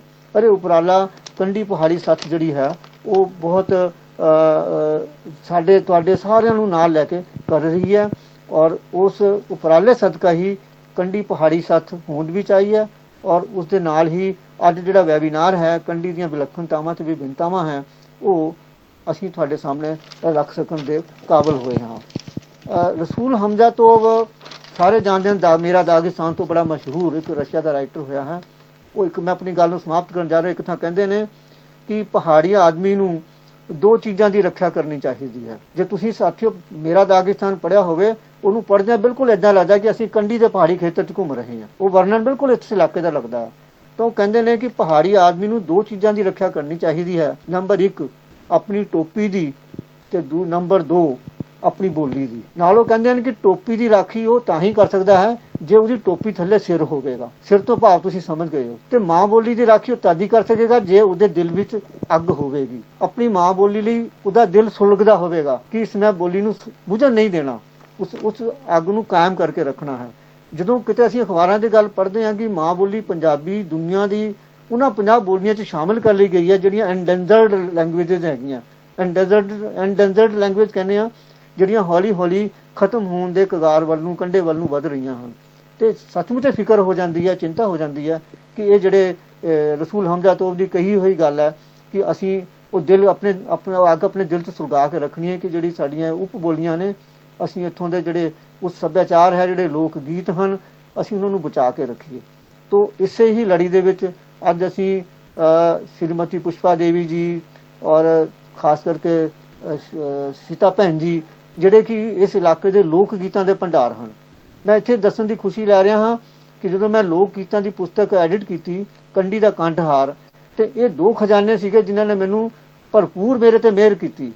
ਯਾਨੀ ਕਿ ਇਹਨਾਂ ਵੱਲੋਂ ਜਨਮ ਨਾਲ, ਮੁੰਡਨ ਸੰਸਕਾਰ ਨਾਲ, ਵਿਆਹਾਂ ਸ਼ਾਦੀਆਂ ਨਾਲ ਜਿਹੜੇ ਸੰਬੰਧਿਤ ਕੰਢੀ ਦੇ ਲੋਕ ਗੀਤ ਸੀਗੇ, ਜਿਹੜੇ ਹੁਣ ਲੁਪਤ ਹੁੰਦੇ ਜਾ ਰਹੇ ਆ, ਨਵੀਂ ਪੀੜ੍ਹੀ ਬਿਲਕੁਲ ਨਹੀਂ ਜਾਣਦੀ ਇਹਨਾਂ ਬਾਰੇ, ਉਹ ਇਹਨਾਂ ਨੇ ਸਾਂਭੇ ਹੋਏ ਆ। ਤਾਂ ਉਹ ਮੈਂ ਇਹਨਾਂ ਤੋਂ ਪ੍ਰਾਪਤ ਕਰਨ ਦੇ ਯੋਗ ਹੋ ਸਕਿਆ। ਇਸ ਤਰ੍ਹਾਂ ਜਿੰਨੇ ਸਾਡੇ ਕੋਲ ਬੁਲਾਰੇ ਸਾਡੇ ਕੋਲ ਅੱਜ ਪਹੁੰਚੇ ਨੇ, ਅਮਰੀਕ ਦਿਆਲ ਜੀ ਉਹਨਾਂ ਨੂੰ ਵਾਰੋ ਵਾਰੀ ਸਾਡੇ ਸਾਹਮਣੇ ਪੇਸ਼ ਕਰਨਗੇ। ਤਾਂ ਮੈਂ ਇੱਕ ਵਾਰ ਫਿਰ ਆਪ ਸਾਰਿਆਂ ਨੂੰ ਕੰਢੀ ਪਹਾੜੀ ਸੱਥ ਵੱਲੋਂ ਜੀ ਆਇਆਂ ਕਹਿੰਦਾ ਹੋਇਆ, ਤੁਹਾਡੇ ਕੇ ਨਤਮਸਤਕ ਕਰਦਾ ਹੋਇਆ ਤੁਹਾਨੂੰ ਸਾਰਿਆਂ ਨੂੰ ਜੀ ਆਇਆਂ ਕਹਿੰਦਾ ਹਾਂ। ਔਰ ਅਮਰੀਕ ਦਿਆਲ ਜੀ ਨੂੰ ਬੇਨਤੀ ਕਰਦਾ ਹਾਂ ਕਿ ਉਹ ਅਗਲੀ ਕਾਰਵਾਈ ਜਿਹੜੀ ਹੈ ਉਹ ਵਿਧੀਵਤ ਰੂਪ ਵਿੱਚ ਅੱਗੇ ਚਲਾਉਣ। ਅਮਰੀਕ ਦਿਆਲ ਜੀ। ਬਹੁਤ ਬਹੁਤ ਸ਼ੁਕਰੀਆ ਡਾਕਟਰ ਧਰਮਪਾਲ ਸਾਹਿਲ ਜੀ। ਜਿਨ੍ਹਾਂ ਨੇ ਕੰਢੀ ਦੇ ਬਾਰੇ ਮੈਂ ਕਿਹਾ ਜੇ ਬੋਲਣਾ ਹੋਵੇ ਤਾਂ ਬਹੁਤ ਲੰਬਾ ਸਮਾਂ ਬੋਲ ਸਕਦੇ, ਪਰ ਪੰਛੀ ਝਾਤ ਹੀ ਹਲੇ ਪਵਾਈ ਹੈ। ਉਹਨਾਂ ਦਾ ਕੰਮ ਕੰਢੀ ਸੰਬੰਧੀ ਗੁਣਾਤਮਕ ਵੀ ਹੈ ਤੇ ਗਣਾਤਮਕ ਵੀ ਹੈ। ਮੈਂ 2 ਲਾਈਨਾਂ ਉਹਨਾਂ ਬਾਰੇ ਕਹਾਂਗਾ ਕੰਮ ਨੂੰ ਦੇਖਦੇ ਹੋਏ। ਉਂਝ ਤਾਂ ਗਲੀ ਚੋਂ ਸਾਰਾ ਜਹਾਨ ਲੰਘਦਾ, ਪਰ ਉਹਨਾਂ ਦਾ ਲੰਘਣਾ ਕਿਸੇ ਹੋਰ ਢੰਗ ਤੋਂ। ਬਹੁਤ ਬਹੁਤ ਧੰਨਵਾਦ ਜੀ। ਤੇ ਹੁਣ ਸਾਡੇ ਇਸ ਸਮਾਗਮ ਦੇ ਵਿੱਚ ਬਹੁਤ ਸਤਿਕਾਰਯੋਗ ਡਾਕਟਰ ਵਿਸ਼ਾਲ ਤਰਵਾਲ ਜੀ ਬਿਰਾਜਮਾਨ ਨੇ। ਉਹਨਾਂ ਅੱਗੇ ਬੇਨਤੀ ਹੈ ਕਿ ਉਹ ਆਪਣੀ ਕੰਢੀ ਸੰਬੰਧੀ ਜਿਹੜੀ ਕਵਿਤਾ ਤੇ ਆਪਣੇ ਵਿਚਾਰ ਇਹ ਸਮਾਂ ਸੀਮਾ ਨੂੰ ਮੁੱਖ ਰੱਖਦੇ ਹੋਏ ਪੇਸ਼ ਕਰਨ। ਡਾਕਟਰ ਵਿਸ਼ਾਲ ਤਰਵਾਲ ਜੀ। ਸਤਿ ਸ੍ਰੀ ਅਕਾਲ ਜੀ ਸਾਰਿਆਂ ਨੂੰ। ਅਮਰੀਕ ਦਿਆਲ ਜੀ, ਧਰਮਪਾਲ ਸਾਹਿਲ ਜੀ, ਮਹੰਤ ਰਾਜਗੀ ਜੀ ਤੇ ਹੋਰ ਸਾਰੇ ਪਤਵੰਤੇ। ਕੰਢੀ ਬੋਲੀ ਦੀ ਗੱਲ ਕੀਤੀ ਹੈ ਸਾਹਿਲ ਸਾਹਿਬ ਨੇ, ਤੇ ਜਿਸ ਤਰ੍ਹਾਂ ਹੁਕਮ ਹੋਇਆ ਮੈਨੂੰ ਕਿ ਜਿਹੜੀ ਕਵਿਤਾ ਇਹਨਾਂ ਦਾ ਹੋਇਆ ਸੀ ਹੁਕਮ ਕਿ ਕਵਿਤਾ ਸੁਣਾਣੀ ਹੈ ਤੇ ਸਿਰਫ ਜਿਹੜੀ ਕੰਢੀ ਬੋਲੀ ਚ ਹੋਵੇ, ਇਸ ਕਰਕੇ ਜਿਹੜਾ ਮੈਂ ਉਪਰਾਲਾ ਜਿਹੜੀ ਸਾਡੀ ਇਸ ਕੰਢੀ ਇਲਾਕੇ ਦੀ ਜਿਹੜੀ ਬੋਲੀ ਹੈਗੀ ਹੈ ਉਸ ਬੋਲੀ ਦੇ ਵਿੱਚ 2-3 ਕਵਿਤਾਵਾਂ ਲਿਖੀਆਂ ਨੇ। ਟਾਈਮ ਵੱਧ ਹੋ ਗਿਆ ਤਾਂ ਤੁਸੀਂ ਮੈਨੂੰ ਟੋਕ ਦੇਣਾ ਜਾਂ ਵਿੱਚ ਰੋਕ ਦੇਣਾ ਜਾਂ ਮੈਨੂੰ ਥੋੜਾ ਜਿਹਾ ਜਤਾ ਦੇਣਾ। ਤੇ ਮੈਂ ਇਸ ਇਲਾਕੇ ਦੇ 1-2 ਪਿੰਡਾਂ ਦਾ ਜ਼ਿਕਰ ਕੀਤਾ, ਜਿਵੇਂ ਕਮਾਈ ਦੇਵੀ ਪਿੰਡ ਹੈ ਇਸ ਇਲਾਕੇ 'ਚ, ਜਾਂ ਚੰਗੜਮਾ ਪਿੰਡ ਹੈ, ਜਾਂ ਸਾਡੇ ਲਾਗੇ ਡੈਮ ਹੈ ਪੌਂਗ ਡੈਮ ਹੈ। ਇਹਨਾਂ ਦਾ ਜ਼ਿਕਰ ਜਿਹੜਾ ਤਲਵਾੜੇ ਏਰੀਆ ਦੇ ਕੋਲ ਹੈਗਾ, ਬਿਆਸ ਨਦੀ ਦੇ ਉੱਤੇ ਬਣਿਆ, ਇਹਨਾਂ ਦਾ ਜ਼ਿਕਰ ਆਏਗਾ ਇਹਨਾਂ ਕਵਿਤਾਵਾਂ ਵਿੱਚ। ਤੇ ਬੋਲੀ ਜਿਵੇਂ ਤੁਹਾਨੂੰ ਪਤਾ ਹੀ ਹੈ ਕਿ ਮਿਸ਼ਰਤ ਬੋਲੀ ਹੈ। ਸਾਹਿਲ ਸਾਹਿਬ ਨੇ ਦੱਸਿਆ ਕਿ ਡੋਗਰੀ ਬੋਲੀ ਜਿਹੜੀ ਕਿ ਜੰਮੂ ਤੋਂ ਸ਼ੁਰੂ ਹੁੰਦੀ ਹੈ ਤੇ ਥੋੜਾ ਜਿਹਾ ਚੰਬੇ ਦੀ ਚੰਬਿਆਲੀ ਦਾ ਪੁੱਟ ਹੈ, ਜਿਹੜੀ ਕਿ ਇਹਦੇ ਸਾਈਡ ਉੱਤਰ ਸਾਈਡ ਹੈਗਾ ਚੰਬਾ। ਕਾਂਗੜੀ ਬੋਲੀ ਦਾ ਵੀ ਵਿੱਚ ਪੁੱਟ ਹੈ। ਨੈਚੁਰਲੀ ਪੰਜਾਬੀ ਜਿਹੜੀ ਹੈਗੀ ਸਾਡੀ ਦੁਆਬੇ ਦੀ ਭਾਸ਼ਾ, ਉਹਦਾ ਤਾਂ ਹੈ ਹੀ ਹੈ ਇਹਦੇ ਤੇ ਪ੍ਰਭਾਵ। ਸੋ ਇਹ ਸਾਰੀਆਂ ਦਾ ਜਿਹੜਾ ਇੱਕ ਸਮੂਹਿਕ ਮਿਸ਼ਰਣ ਕਹਿ ਸਕਦੇ ਹੋ ਤੁਸੀਂ, ਉਹ ਸਾਡੀ ਉੱਭਰ ਕੇ ਕੰਢੀ ਬੋਲੀ ਹੈ, ਸਾਹਮਣੇ ਆਈ ਹੈ। ਕਵਿਤਾ ਪੇਸ਼ ਕਰਨ ਜਾ ਰਿਹਾ ਮੈਂ। ਚੰਗੜਮਾ ਪਿੰਡ ਹੈ, ਇੱਥੇ ਇੱਕ ਬਿਆਸ ਦਰਿਆ ਪੌਂਗ ਡੈਮ ਜਿਹੜਾ ਬਿਲਕੁਲ ਉਹਦੇ ਨਿਚਲੀ ਸਾਈਡ ਦੇ ਮੁਹਾਨੇ ਤੇ ਬਣਿਆ ਹੋਇਆ। ਤੇ ਜਦੋਂ ਵੀ ਬਾਰਿਸ਼ ਹੁੰਦੀ ਹੈ ਤੇ ਡੈਮ ਜਿਹੜਾ ਉੱਪਰ ਤੱਕ ਭਰ ਜਾਂਦਾ ਬਾਰਿਸ਼ ਨਾਲ, ਤੇ ਉਸ ਤੋਂ ਬਾਅਦ ਉਹਦੇ ਜਿਹੜੇ ਗੇਟ ਖੋਲ ਦਿੱਤੇ ਜਾਂਦੇ ਨੇ ਤੇ ਪਾਣੀ ਨੀਚੇ ਰਿਜ਼ਰਵਾਇਰ, ਜਿਹਨੂੰ ਅਸੀਂ ਗੁੰਜਾ ਗੇਟ ਕਹਿੰਦੇ ਆ, ਉੱਥੇ ਚਲਾ ਜਾਂਦਾ ਹੈ। ਤੇ ਅੱਗੇ ਨਹਿਰ ਹੈਗੀ ਹੈ, ਉਸ ਤੋਂ ਕਈ ਵਾਰੀ ਟੱਪ ਕੇ ਚੰਗੜਮਾ ਵਾਲੀ ਸਾਈਡ ਚਲਾ ਜਾਂਦਾ। ਸੋ ਇਹਦੇ ਤੇ ਮੈਂ ਪਹਾੜੀ 'ਚ ਕਵਿਤਾ ਜਿਹੜੀ ਹੈ ਲਿਖੀ ਹੈ, ਜਿਹੜੇ ਕਿ ਸਰਕਾਰ ਨੂੰ ਇਹਦੇ ਤੇ ਥੋੜਾ ਜਿਹਾ ਤਾਨਾ ਵੀ ਮਾਰਿਆ, ਜੋ ਇੱਥੋਂ ਦੀ ਸਥਿਤੀਆਂ ਨੇ, ਪਰਿਸਥਿਤੀਆਂ ਨੇ, ਜੋ ਮੁਸ਼ਕਿਲਾਂ ਨੇ। ਤੇ ਕਵਿਤਾ ਜੀ ਚੰਗੜਮਾ ਪਹਾੜੀ ਤੇ ਅਰਜ਼ ਹੈ ਹਾਜ਼ਰੀ। ਪੌਂਗ ਡੈਮੇ 'ਚ ਆਇਆ ਫਲੱਡ, ਪੌਂਗ ਡੈਮੇ 'ਚ ਆਇਆ ਫਲੱਡ, ਸਪਿਲਵੇ ਗੇਟ ਵੀ ਖੁੱਲੀ ਗਿਆ, 52 ਗੇਟ ਚਰੋਕਣਾ ਡੁੱਬਿਆ, ਬੰਨਿਆ ਤੀਕਰ ਜੁੜੀ ਗਿਆ। ਪਾਣੀ ਟੱਪਿਆ ਸ਼ਾਹ ਨਹਿਰਾ ਚੋਂ, ਪਿੰਡਾਂ ਵੱਲੇ ਨੂੰ ਮੁੜੀ ਗਿਆ, ਤੈਂ ਸਰਕਾਰੇ ਉਦੋਂ ਜਾਗਣਾ ਜਦੋਂ ਚੰਗੜਮਾ ਵੀ ਰੁੜੀ ਗਿਆ। ਗੱਲ ਕਿਆ ਮੇਰੀ ਸਮਝ ਨਾ ਆਵੇ, ਨਹਿਰ ਕਿਆ ਟੁੱਟਦੀ ਸਲੈਬ ਕਿਆ ਜਾਵੇ। ਗੱਲ ਕਿਆ ਮੇਰੀ ਸਮਝ ਨਾ ਆਵੇ, ਨਹਿਰ ਕਿਆ ਟੁੱਟਦੀ ਸਲੈਬ ਕਿਆ ਜਾਵੇ। ਰਿਪੇਅਰ ਦਾ ਠੇਕਾ ਲੈਂਦਾ ਜਿਹੜਾ, ਰੇਤੇ ਵਾਲੀਆਂ ਬੋਰੀਆਂ ਪਾਵੇ। ਪੱਤਰਕਾਰਾਂ ਸਵਾਲ ਪੁੱਛੇ ਤਾਂ ਪਿੱਛੋਂ ਚੋਰੀਆ ਦੌੜੀ ਗਿਆ, ਤੈਂ ਸਰਕਾਰੇ ਉਦੋਂ ਜਾਗਣਾ ਜਦੋਂ ਚੰਗੜਮਾ ਵੀ ਰੁੜੀ। ਕੁਦਰਤ ਕਰਦੀ ਹਿਸਾਬ ਪੂਰਾ, ਭਾਵੇਂ ਹੋਵੇ ਪੋਲੀਟੀਕਲ ਪ੍ਰੈਸ਼ਰ। ਕੁਦਰਤ ਕਰਦੀ ਹਿਸਾਬ ਪੂਰਾ, ਭਾਵੇਂ ਹੋਵੇ ਪੋਲੀਟੀਕਲ ਪ੍ਰੈਸ਼ਰ। ਰੁੜੀ ਜਾਣੇ ਨੇ, ਡੁੱਬੀ ਜਾਣੇ ਨੇ ਨਜਾਇਜ਼ ਮਸ਼ੀਨਾਂ ਅਤੇ ਕ੍ਰੈਸ਼ਰ। ਫੜੇ ਨਾ ਖੋਣਾ ਓਪਰਾ ਪੈਸਾ, ਫੜੇ ਨਾ ਖੋਣਾ ਓਪਰਾ ਪੈਸਾ। ਗਲਾਂਦੇ ਫਿਰ ਕੇ ਥੁੜੀ ਗਿਆ, ਤੈਂ ਸਰਕਾਰੇ ਉਦੋਂ ਜਾਗਣਾ ਜਦੋਂ ਚੰਗੜਮਾ ਵੀ ਰੁੜੀ ਗਿਆ। ਸੌਣ ਲਿਆਉਂਦਾ ਖੁਸ਼ੀਆਂ ਖੇੜੇ, ਸਾਵਨ ਸੌਣ ਲਿਆਉਂਦਾ ਖੁਸ਼ੀਆਂ ਖੇੜੇ। ਛਣੇ ਜਲੇਬੀਆਂ ਨਾਲ ਪਕੌੜੇ, ਕੋਠੀਆਂ ਆਲੇ ਲੈਣ ਨਜ਼ਾਰੇ। ਲਵਲੀ ਵੈਦਰ ਦਿਲਾਂ ਨੂੰ ਜੋੜੇ, ਆਹਾਂ ਗਰੀਬ ਦੀ ਸ਼ਨ ਕੋਠਾ ਪਰ, ਛੀਂਡੇ ਹੋਈਏ ਚੁੜੀ ਗਿਆ, ਤੈਂ ਸਰਕਾਰੇ ਉਦੋਂ ਜਾਗਣਾ ਜਦੋਂ ਚੰਗੜਮਾ ਵੀ ਰੁੜੀ ਗਿਆ। ਤੇ ਅਗਲਾ ਸਟੈਂਜ਼ਾ ਜੀ, ਅਗਲਾ ਸ਼ੇਰ ਹੈ, ਦੇਖਣਾ ਕਿ ਐਸੀ ਮਹਾਮਾਰੀ ਕੋਈ ਪਈ, ਡੰਗਰ ਢਿਓ ਮੈਂ ਵੀ ਮੋਈ। ਇਹ ਪ੍ਰੀ ਕਰੋਨਾ ਟਾਈਮ ਦੀ ਕਵਿਤਾ, ਐਕਚੁਅਲੀ ਹੁਣ ਤੇ ਕਰੋਨਾ ਹੈ, ਪਰ ਇਹ ਜਦੋਂ ਬਰਸਾਤਾਂ 'ਚ ਮੌਨਸੂਨ ਦੀ ਬਿਮਾਰੀ ਦੀ ਗੱਲ ਇਹਦੇ 'ਚ, ਕਿ ਐਸੀ ਮਹਾਮਾਰੀ ਕੋਈ ਪਈ, ਡੰਗਰ ਢਿਓ ਮੈਂ ਵੀ ਮੋਈ। ਆਪੂ ਸੰਭਲੀਏ ਪਸ਼ੂ ਸੰਭੀਏ, ਖੁਰਲੀਆਂ 'ਚ ਰਾਤ ਕੱਟਣੀ ਪਈ। ਕੁੰਡੀ ਲਾਈ ਗਿਆ ਮੁਆ ਕੋਈ ਬਾਹਰੋਂ, ਗੋਹੀਆਂ 'ਚ ਹੁੜੀ ਗਿਆ, ਤੈਂ ਸਰਕਾਰੇ ਉਦੋਂ ਜਾਗਣਾ ਜਦੋਂ ਚੰਗੜਮਾ ਵੀ ਰੁੜੀ ਗਿਆ। ਤੇ ਮਾਨਸੂਨ ਢਾਹੇ ਡਿੱਗੇ, ਖੱਡਾਂ ਚੜੀਆਂ, ਪਾਣੀ ਆਇਆ, ਸੜਕਾਂ ਟੁੱਟੀਆਂ, ਡਿੱਗੀ ਪਈਆਂ ਸਭ ਫਸਲਾਂ ਖੜੀਆਂ। ਬਦਨਸੀਬ ਅੱਜ ਇਹ ਇਲਜ਼ਾਮ, ਮੇਰਾ ਪੈਨ ਨੇਮ ਬਦਨਸੀਬ ਹੈ ਜੀ, ਤਖੱਲਸ डॉक्टर विशाल तरवाल बदनसीब, मैं बदनसीब नाम ना शायरी करना कि मानसूने दियां खुशियां बड़ियां, ढाहे डिगे खड्डां चढ़ियां, पानी आया सड़कां टुटियां, डिगी पईयां सब फसलां खड़ियां, बदनसीब अज ये इल्जाम शरेआम ही मड़ी गया, तै सरकारे अदो जागना जदू चंगड़मा भी रुड़ी गया। ते ਇਹ ਸਾਵਨ ਇੱਕ ਉਹ ਸਾਵਨ ਬਚਪਨ ਦਾ ਯਾਦ, ਇਹ ਸਾਵਨ ਇੱਕ ਉਹ ਸਾਵਨ ਨਾਲੇ ਹੇਠ ਜਾਂਦੇ ਹੈ ਨਾਵਣ, ਠੀਕੂ ਸ਼ਾਮੂ ਕਾਕਾ ਦੇਲੂ ਕਿਸ਼ਤੀ ਚਲਾਉਂਦੇ ਪੀਂਗਾ ਪਾਵਣ, ਕਿਆ ਖੂਬ ਟਾਈਮ ਹਾ ਮਾਣਿਓ ਫੰਗ ਲਗਾਈ ਕਰੀ ਉੜੀ ਗਿਆ, ਤੈ ਸਰਕਾਰੇ ਉਦੋਂ ਜਾਗਣਾ ਜਦੋਂ ਚੰਗੜਮਾ ਵੀ ਰੁੜੀ ਗਿਆ। ਹੁਣ ਤਾਂ ਬੰਦਾ ਮਤਲਬੀ ਹੋਇਆ, ਮੋਹ ਮਾਇਆ ਨਾਲ ਜੁੜੀ ਗਿਆ, दुखी दुखी बस अंदरों अंदरी उड़ी गया, तै सरकार अदो जागना जदू चंगड़मा भी रुड़ी गया, तै सरकार अदो जागना जदू चंगड़मा भी रुड़ी। शुक्रिया। बहुत ਵਧੀਆ ਡਾਕਟਰ, ਬਹੁਤ ਵਧੀਆ ਸੀ ਕਵਿਤਾ ਜੀ ਤੁਹਾਡੀ, ਤੇ ਤੁਸੀਂ ਪ੍ਰਭਾਸ ਵੀ ਹੁੰਦਾ ਤੇ ਖੁਸ਼ੀ ਵੀ ਹੁੰਦੀ ਕਿ ਤੁਸੀਂ ਉਹਨਾਂ ਜਿਹੜੇ ਮੋਤੀ ਹੈ ਉਸ ਬੋਲੀ ਦੇ, ਉਸ ਇਲਾਕੇ ਦੇ, ਉਹਨਾਂ ਨੂੰ ਇਸ ਕਵਿਤਾ ਰਾਹੀਂ ਸਾਂਭਣ ਦੀ ਕੋਸ਼ਿਸ਼ ਕੀਤੀ ਹੈ, ਤੇ ਤੁਹਾਡਾ ਬਹੁਤ ਬਹੁਤ ਸ਼ੁਕਰੀਆ, ਬਹੁਤ ਧੰਨਵਾਦ ਜਿਨ੍ਹਾਂ ਨੇ ਉਸ ਬੋਲੀ ਨੂੰ, ਜੋ ਬੋਲੀ ਖਤਮ ਹੋਣ ਦੀ ਕਗਾਰ ਤੇ ਹੈ, ਸਗੋਂ ਖਤਮ ਹੋ ਰਹੀ ਹੈ, ਤੇ ਉਹਨੇ ਉਸ ਬੋਲੀ ਦੇ ਵਿੱਚ ਗਾਥਾ ਗਾ ਕੇ ਗੁੱਜਰ ਗਾਥਾ ਗਾਈ ਹੈ, ਤੇ ਉਸ ਬੋਲੀ ਨੂੰ ਸੰਭਾਲਣ ਦਾ ਇੱਕ ਬਹੁਤ ਵੱਡਾ ਉਪਰਾਲਾ ਕੀਤਾ। ਤੇ ਮੈਂ ਹੁਣ ਸੋਹਣ ਆਦੋਣ ਜੀ ਨੂੰ ਬੇਨਤੀ ਕਰਾਂਗਾ ਕਿ ਉਹ ਇਸ ਬੋਲੀ ਨੂੰ ਜਿਹੜਾ ਹੈ ਉਹਨੇ ਸੰਭਾਲਿਆ ਹੈ ਤੇ ਗੁੱਜਰ ਗਾਥਾ ਗਾਈ ਹੈ, ਤੇ ਉਹਨੂੰ ਸਾਡੇ ਦਰਸ਼ਕਾਂ ਸਾਹਮਣੇ ਪੇਸ਼ ਕਰਨ। ਤੇ ਸੋਹਣ ਆਦੋਣ ਜੀ। ਬਹੁਤ ਬਹੁਤ ਸ਼ੁਕਰੀਆ ਅਮਰੀਕ ਸਿੰਘ ਜੀ ਤੇ ਡਾਕਟਰ ਧਰਮਪਾਲ ਜੀ, ਹੋਰ ਵੀ ਜਿੰਨੇ ਵੀ ਸਾਡੇ ਨਾਲ ਬੁੱਧੀਜੀਵੀ ਜੁੜੇ ਹੋਏ ਆ, ਸਾਰਿਆਂ ਦਾ ਬਹੁਤ ਬਹੁਤ ਸ਼ੁਕਰੀਆ, ਤੁਸੀਂ ਮੈਨੂੰ ਵੀ ਸਮਾਂ ਦਿੱਤਾ ਹੈ। ਸੋ ਅਮਰੀਕ ਜੀ, ਪੰਜਾਬੀ ਮਾਂ ਬੋਲੀ ਦੀ ਸੇਵਾ ਤਾਂ ਕਰਦੇ ਹੀ ਆਪਾਂ, ਕਰਦੇ ਵੀ ਰਹਿਣਾ। 3-4 ਪੋਸਟਰਾਂ ਦਿੱਤੀਆਂ ਤੇ ਅਨੇਕਾਂ ਗੀਤ ਰਿਕਾਰਡ ਕਰਵਾਏ ਆਪਾਂ, ਤੇ ਜਿਹੜੀ ਉਪਨਿਸ਼ਦ ਹੈ ਸਾਡੀ ਬੋਲੀ ਹੈ, ਗੁੱਜਰੀ ਬੋਲੀ ਹੈ, ਇਹਦੇ ਵਿੱਚ ਵੀ ਮੈਂ 2-3 ਗੀਤ ਬਣਾ ਕੇ ਇਹਨੂੰ ਜਿਉਂਦੀ ਰੱਖਣ ਦੀ ਕੋਸ਼ਿਸ਼ ਕੀਤੀ ਹੈ। ਤੇ ਪਹਿਲਾਂ ਡਾਕਟਰ ਧਰਮਪਾਲ ਜੀ ਨੇ ਬਹੁਤ ਵਿਸਤਾਰਪੂਰਵਕ ਦੱਸਿਆ, ਬਹੁਤ ਸਾਡੀ ਵੀ ਮਤਲਬ ਨੌਲੇਜ ਦੇ ਵਿੱਚ ਸਾਰੀਆਂ ਗੱਲਾਂ ਅਸੀਂ ਨੋਟ ਕੀਤੀਆਂ, ਜਿਹਨਾਂ ਗੱਲਾਂ ਦਾ ਨਹੀਂ ਸੀ ਪਤਾ ਡਾਕਟਰ ਸਾਹਿਬ ਨੇ ਦੱਸਿਆ। ਤੇ ਇੱਕ ਮੈਂ ਕਵਿਤਾ ਸੁਣਾ ਦਿੰਦਾ ਤੁਹਾਨੂੰ ਆਪਣੀ ਬੋਲੀ ਦੇ ਵਿੱਚ। ਹਾਂ, ਮੇਰੇ ਖਿਆਲ ਚ ਆਦੋਣ ਜੀ ਨਹੀਂ ਮੈਂ ਖਿਆਲ ਗੱਲ ਕਰ ਪਾ ਰਹੇ। ਹੁਣ ਮੈਂ ਬੇਨਤੀ ਕਰਾਂਗਾ ਸ਼੍ਰੀਮਤੀ ਪੁਸ਼ਪਾ ਦੇਵੀ ਜੀ ਸਾਡੇ ਵਿੱਚ ਹਾਜ਼ਰ ਨੇ ਜੀ, ਪੁਸ਼ਪਾ ਦੇਵੀ ਜੀ, ਉਹਨਾਂ ਨੂੰ ਬੇਨਤੀ ਕਰਾਂਗਾ ਕਿ ਉਹ ਆਪਣਾ ਇੱਕ ਮੈਂ ਕਿਹਾ ਕੰਢੀ ਦਾ ਲੋਕ ਗੀਤ ਪੇਸ਼ ਕਰਨਗੇ। ਸ਼੍ਰੀਮਤੀ ਪੁਸ਼ਪਾ ਦੇਵੀ ਜੀ, ਮੈਂ ਕਿਹਾ ਪਹਿਲੀ ਮੀਟਿੰਗ ਆ ਕੇ ਤੁਹਾਨੂੰ ਥੋੜੀ ਸਮੱਸਿਆ ਆ ਰਹੀ ਹੈ ਜੀ। ਆਂਦੀ ਵੀ ਮੇਰੀ ਆਵਾਜ਼ ਹੈ ਕਿ ਜਿਨ੍ਹਾਂ ਦੇ ਬਾਰੇ ਚ ਨਾ ਨਹੀਂ ਮਤਲਬ ਪਤਾ, ਇੱਕ ਖੂਬੀ ਜਾਣਾ ਆਣਾ ਹੈ, ਬੜਾ ਖੁਸ਼ ਹੋਣਾ, ਤੇ ਬੜੇ ਭਾਰੇ ਬਹੁਤ ਜ਼ਿਆਦਾ, ਤੇ ਸਿੱਕਾ ਦੀ ਮਿੱਟੀ ਦੀ ਇੱਦਾਂ ਦੇ ਜਿਹੜੇ ਨੇ ਉਹ ਸ਼ਬਦ ਪੁਰਾਣੇ ਸਮੇਂ 'ਚ ਕਾਫੀ ਸਮਾਂ ਕਹਿ ਦਿੱਤੇ ਜਾਂਦੇ ਸੀ, ਤੇ ਬੜੇ ਘੱਟ ਕਹਿੰਦੇ ਜਾਂਦੇ ਸੀ ਉੱਧਰ। ਤੇ ਭਰਾ ਜਿਹੜਾ ਹੈ ਉਹ ਕੋਈ 10 ਸਾਲਾਂ ਬਾਅਦ ਜਾਂਦਾ ਭੈਣ ਦੇ ਘਰ, ਬੜੀ ਖੁਸ਼ ਹੁੰਦੀ ਹੈ ਕਿ ਮੇਰਾ ਭਰਾ ਆਇਆ। ਦੇਖਾਂ ਦੀਆਂ ਫੁੱਲੀ ਗਈਆਂ ਡਾਲੀਆਂ, ਵੀਰਾ ਆਈ ਗਿਆ, आई गया भैन हुदी गई, देखियां फुल्ली गईयां डालियां, बीरा ले चलिया अम्मा ले चलिया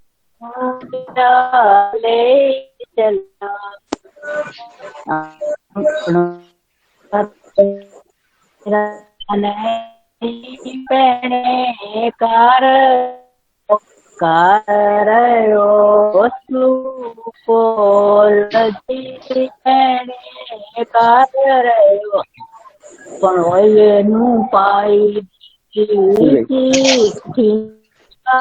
तेरा ले चलिया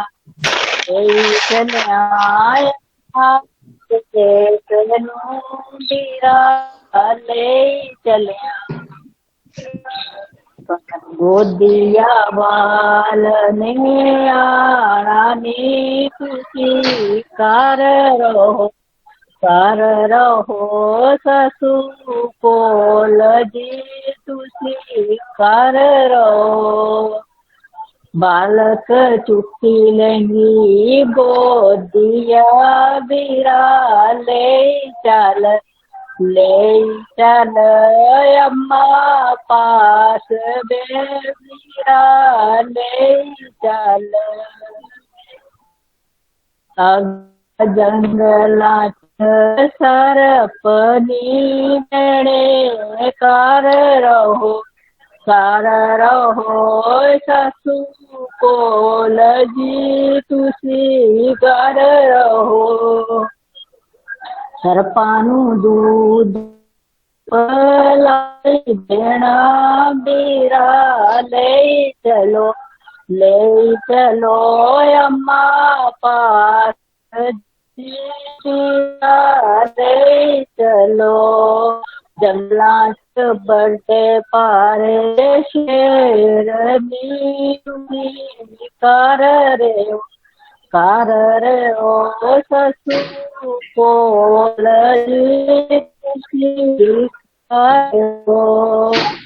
तेरा पाई बकरू ले चलो ले चलो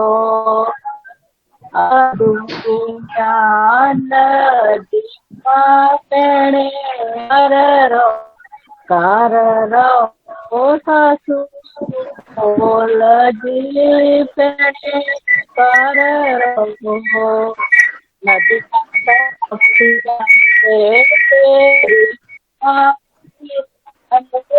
चल ले चल आया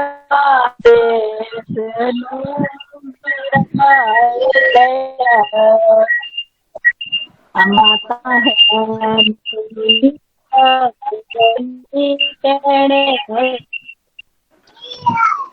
ਬਹੁਤ ਵਧੀਆ ਜੀ, ਬਹੁਤ ਵਧੀਆ। ਹਾਂਜੀ ਸਰ, ਮੇਰਾ ਮੈਂ ਕੰਢੀ ਸੱਥ ਤੇ ਆਪਣੇ ਪੰਜਾਬੀ ਸੱਥ ਨੂੰ ਬੇਨਤੀ ਕਰਾਂਗਾ ਕਿ ਇਹ ਉਪਰਾਲਾ ਆਪਾਂ ਇੱਕ ਯਤਨ ਕਰੀਏ ਕਿ ਇਹਨਾਂ ਗੀਤਾਂ ਨੂੰ ਆਪਾਂ ਸੰਭਾਲ ਲਈਏ ਕਿਸੇ ਨਾ ਕਿਸੇ ਰੂਪ ਦੇ ਵਿੱਚ। ਇਹ ਸੰਭਾਲਣ ਵਾਲੀਆਂ ਚੀਜ਼ਾਂ ਨੇ ਤੇ ਮੈਨੂੰ ਆਸ ਹੈ ਕਿ ਪੰਜਾਬੀ ਸੱਥ ਤੇ ਕੰਢੀ ਜਿਹੜੀ ਪਹਾੜੀ ਸੱਥ ਹੈ ਇਹੋ ਜਿਹਾ ਜ਼ਰੂਰ ਉਪਰਾਲਾ ਕਰੇਗੀ। ਹੁਣ ਸਾਡੇ ਦੀਵਾਨ ਹਾਜ਼ਰ ਨੇ ਰਜਿੰਦਰ ਮਹਿਤਾ ਜੀ। ਮਹਿਤਾ ਸਾਹਿਬ ਨਮਸਕਾਰ। ਹਾਂ ਨਮਸਕਾਰ ਜੀ, ਨਮਸਕਾਰ। ਮੈਂ ਕੰਢੀ ਪਹਾੜੀ ਸੱਥ ਅਤੇ ਨੌਜਵਾਨ ਪੰਜਾਬੀ ਸੱਥ ਚੰਡੀਗੜ੍ਹ ਦਾ ਬਹੁਤ ਤਹਿ ਦਿਲ ਤੋਂ ਸ਼ੁਕਰੀਆ ਅਦਾ ਕਰਦਾ ਹਾਂ ਕਿ ਜਿਨ੍ਹਾਂ ਨੇ ਮੈਨੂੰ ਇਸ ਮੰਚ ਤੇ ਬੋਲਣ ਦਾ ਮੌਕਾ ਦਿੱਤਾ ਹੈ। ਵਿਸ਼ੇਸ਼ ਕਰਕੇ ਮੈਂ ਧਰਮਪਾਲ ਸਾਹਿਲ ਜੀ ਦਾ ਬਹੁਤ ਧੰਨਵਾਦ ਕਰਨਾ ਚਾਹਾਂਗਾ ਕਿ ਜਿਨ੍ਹਾਂ ਨੇ ਇਹ ਜਾਣਦੇ ਹੋਏ ਕਿ ਮੈਂ ਪੰਜਾਬੀ ਵਿੱਚ ਅੱਜ ਤੱਕ ਕੁਝ ਨਹੀਂ ਲਿਖਿਆ, ਫਿਰ ਵੀ ਮੈਨੂੰ ਉਹਨਾਂ ਨੇ ਉਤਸ਼ਾਹਿਤ ਕੀਤਾ ਕਿ ਮੈਂ ਪੰਜਾਬੀ ਦੇ ਵਿੱਚ ਕੁਝ ਲਿਖਾਂ। ਤਾਂ ਮੈਂ ਇੱਕ ਕੋਸ਼ਿਸ਼ ਕੀਤੀ ਹੈ ਔਰ ਆਸ਼ਾ ਕਰਦਾ ਹਾਂ ਕਿ ਤੁਹਾਨੂੰ ਇਹ ਮੇਰੀ ਕੋਸ਼ਿਸ਼ ਪਸੰਦ ਆਵੇਗੀ। ਜਦ ਮੁਲਕ ਆਜ਼ਾਦ ਹੋਇਆ ਸੀ ਇਹ ਧਰਤੀ ਗਈ ਸੀ ਵੰਡੀ, ਉਜੜੇ ਲੋਕੀ ਫਿਰ ਤੋਂ ਬਸਣ ਲੱਗੇ, ਪੈਣ ਅੱਗ ਲੱਗੀ ਸੀ ਠੰਡੀ। ਲਾਹੌਰ ਪਸ਼ਾਵਰ ਰਹਿੰਦੇ ਸੀ ਜੋ ਮੁੜ ਆਏ ਸਾਰੇ ਕੰਢੀ। ਨਿੱਕੀਆਂ ਨਿੱਕੀਆਂ ਇਹਨਾਂ ਪਹਾੜੀਆਂ ਦੀ ਉਦੋਂ ਹਾਲਤ ਬੜੀ ਸੀ ਮੰਦੀ। ਹਰੀਆਂ ਭਰੀਆਂ ਇਹਨਾਂ ਪਹਾੜੀਆਂ ਚ ਡਿੰਗੇ ਮੀਂਗੇ ਸੀ ਸਭ ਰਸਤੇ। ਘਰ ਕੁੜਾਂ ਕਿਤੇ ਨਜ਼ਰ ਨਾ ਆਂਦੇ, ਕਿੱਥੇ ਡੰਗਰ ਕਿੱਥੇ ਬੰਦੇ ਵਸਦੇ। ਦੇਵ ਭੂਮੀ ਕਹਿੰਦੇ ਨੇ ਇਸਨੂੰ ਰਿਸ਼ੀਆਂ ਮੁਨੀਆਂ ਦਾ ਇੱਥੇ ਡੇਰਾ ਸੀ। ਅਗਿਆਤਵਾਸ ਵੇਲੇ ਪਾਂਡਵਾਂ ਨੇ ਇੱਥੇ ਪਾਇਆ ਫੇਰਾ ਸੀ। ਬਾਬਾ ਲਾਲ ਦਿਆਲ ਜੀ ਨੇ ਵੀ ਇੱਥੋਂ ਦੁਨੀਆ ਨੂੰ ਰਾਹ ਵਿਖਾਈ ਸੀ। ਰਾਮਪੁਰ ਦੀ ਪਵਿੱਤਰ ਧਰਤੀ ਤੇ ਧੂਣੀ ਆਪਣੀ ਰਮਾਈ ਸੀ। 14 ਵਿਆਹਾਂ ਦੇ ਆਲੇ ਦੁਆਲੇ ਸੋਹਣਾ ਮਾਂ ਦਾ ਮੰਦਰ ਏ। ਕੋਹਾਂ ਮਿਲੇ ਨਾ ਪਾਣੀ, ਮਾਂ ਦੇ ਚਰਨਾਂ ਹੇਠ ਸਮੁੰਦਰ ਏ। ਉੱਚੀ ਥਾਂ ਤੇ ਮੁਕੁਟ ਦੇ ਵਾਂਗੂ ਖੜਾ ਗਗਨ ਜੀ ਦਾ ਟੀਲਾ ਏ। ਦੂਰੋਂ ਦਿਸਦਾ ਬਿਆਸ ਦਾ ਦਰਿਆ, ਅੰਬਰ ਵਾਂਗ ਚਿੱਟਾ ਤੇ ਨੀਲਾ ਏ। ਬੜੇ ਮਿਹਨਤੀ ਲੋਕ ਇੱਥੋਂ ਦੇ ਸਾਦਾ ਖਾਣਾ ਪੀਣਾ ਸੀ। ਦਰਖਤਾਂ ਦੀ ਸਭ ਕਰਦੇ ਸੀ ਪੂਜਾ, ਉਸ ਦੀ ਰਜ਼ਾ ਦੇ ਵਿੱਚ ਜੀਣਾ ਮਰਨਾ ਸੀ। ਖੱਡਾਂ ਗੁਲੀਆਂ ਚੋਂ ਰਾਹ ਬਣਾ ਕੇ, ਖੱਡਾਂ ਗੁਲੀਆਂ ਚੋਂ ਰਾਹ ਬਣਾ ਕੇ ਘੋੜੇ ਊਂਟਾਂ ਤੇ ਆਂਦੇ ਜਾਂਦੇ ਸੀ। ਬਾਹਰੀ ਦੁਨੀਆ ਤੋਂ ਦੂਰ ਹੀ ਰਹਿੰਦੇ, ਬੋਲਣ ਚੋਲਣ ਚ ਥੋੜਾ ਸ਼ਰਮਾਂਦੇ ਸੀ। ਸਦਾ ਬਹਾਰੀ ਮੱਕੀ ਦੀ ਰੋਟੀ, ਸਦਾ ਬਹਾਰੀ ਮੱਕੀ ਦੀ ਰੋਟੀ ਅਤੇ ਦੁੱਧ ਦੇ ਕਈ ਸਲੂਣੇ ਸੀ। ਛੋਟੀ ਮੋਟੀ ਜੇ ਕਦੇ ਹੋ ਜਾਵੇ ਬਿਮਾਰੀ, ਬਾਬਾ ਜੀ ਦੇ ਧੂਣੇ ਸੀ। ਮੂੰਹ ਸਵੇਰੇ ਘਰ ਘਰ ਚਲਦੀ ਚੱਕੀ, ਮੂੰਹ ਸਵੇਰੇ ਘਰ ਘਰ ਚਲਦੀ ਸੀ ਚੱਕੀ। ਕਿਤੇ ਘਰਾਟ ਗੀਤ ਕੋਈ ਗਾਉਂਦੇ ਸੀ। ਅੰਬ ਆਮਲੇ ਟਿਓ ਤੇ ਮਾਨੂੰ ਕਦੇ ਖੱਟੇ ਵੀ ਜੀ ਲਲਚਾਉਂਦੇ ਸੀ। ਫੱਟੇਦਾਰ ਪਜਾਮਾ ਤੇ ਮੋਟੀ ਜੁੱਤੀ, ਫੱਟੇਦਾਰ ਪਜਾਮਾ ਤੇ ਮੋਟੀ ਜੁੱਤੀ ਬੰਦਿਆਂ ਦੀ ਪਹਿਚਾਨ ਸੀ। ਘੱਗਰੇ ਪਾ ਕੇ ਘਰ ਤੋਂ ਨਿਕਲਣ ਸਿਆਣੀ ਅਤੇ ਜਵਾਨ ਸੀ। ਰਾਤੀ ਖੱਡਾਂ ਦੇ ਵਿੱਚ ਗਿੱਦੜ ਹੁਕਣ, ਰਾਤੀ ਖੱਡਾਂ ਦੇ ਵਿੱਚ ਗਿੱਦੜ ਹੁਕਣ ਨਿਆਣੇ ਡਰ ਡਰ ਜਾਂਦੇ ਸੀ। ਸੂਰਾਂ ਸਿਆਂ ਤੇ ਵੈਣਾਂ ਦੀ ਰਾਖੀ ਖਾਤਰ ਲੋਕੀ ਖੇਤਾਂ ਦੇ ਵਿੱਚ ਤਨ ਪਾਉਂਦੇ ਸੀ। ਪੜ੍ਹਨਾ ਲਿਖਣਾ ਬੜਾ ਹੀ ਔਖਾ, ਪੜ੍ਹਨਾ ਲਿਖਣਾ ਬੜਾ ਹੀ ਔਖਾ, ਦੋ ਪੈਸੇ ਵੀ ਨਾ ਜੁੜ ਪਾਉਂਦੇ ਸੀ। 10ਵੀਂ ਕਰਕੇ ਬੜੇ ਆਰਾਮ ਨਾਲ ਮੁੰਡੇ ਫੌਜ 'ਚ ਭਰਤੀ ਹੋ ਜਾਂਦੇ ਸੀ। ਛਿੰਝਾਂ ਦੇ ਵਿੱਚ ਜਾ ਕੇ ਗੱਭਰੂ, ਛਿੰਝਾਂ ਦੇ ਵਿੱਚ ਜਾ ਕੇ ਗੱਭਰੂ ਆਪਣਾ ਜ਼ੋਰ ਅਜਮਾਉਂਦੇ ਸੀ। ਜਾਂ ਰਾਤਾਂ ਨੂੰ ਰਾਸ ਵੇਖ ਕੇ ਆਪਣਾ ਦਿਲ ਪਰਚਾਉਂਦੇ ਸੀ। ਸੜਕਾਂ ਦਾ ਜਦ ਜਾਲ ਵਿਛ ਗਿਆ, ਸੜਕਾਂ ਦਾ ਜਦ ਜਾਲ ਵਿਛ ਗਿਆ, ਕੱਟੇ ਇਲਾਕੇ ਦੇ ਖੁੱਲ ਗਏ ਭਾਗ। ਰਹਿਣ ਸਹਿਣ ਸਭ ਬਦਲ ਗਿਆ, ਲੱਗਿਆ ਜਿਵੇਂ ਹੁਣੀ ਹੋਇਆ ਆਜ਼ਾਦ। ਕੀ ਹੁੰਦੇ ਸੀ ਕਾਂਗੂ ਕਿੰਨੂ, ਕੀ ਹੁੰਦੇ ਸੀ ਕਾਂਗੂ ਕਿੰਨੂ, ਕੀ ਹੁੰਦੇ ਸੀ ਗਰਨੇ। ਸਿਰ ਤੋਂ ਪੱਲੂ ਗੁੰਮ ਹੋ ਗਏ, ਮੋਢਿਆਂ ਤੋਂ ਉਤਰੇ ਪਰਨੇ। ਬਗੜ ਮਹਿੰਦਰੂ ਕੀ ਹੁੰਦੇ ਸੀ, ਬਗੜ ਮਹਿੰਦਰੂ ਕੀ ਹੁੰਦੇ ਸੀ, ਹੁਣ ਕੋਈ ਨਾ ਜਾਣੇ। ਪੈਂਟ ਕਮੀਜ਼ ਪਾਣ ਲੱਗ ਪਏ ਜੰਮਦੇ ਅੱਜ ਨਿਆਣੇ। ਘਰ ਘਰ ਪਾਣੀ ਆ ਗਿਆ ਏ, ਘਰ ਘਰ ਪਾਣੀ ਆ ਗਿਆ ਏ। ਖੂਹਾਂ ਤੇ ਛਾਈ ਵੀਰਾਨੀ, ਪਸ਼ੂ ਲਵੇਰੇ ਰੱਖਣੇ ਛੱਡਤੇ, ਬੇਲੇ ਘੁੰਮਣ ਛਾਤੀ ਤਾਨੀ।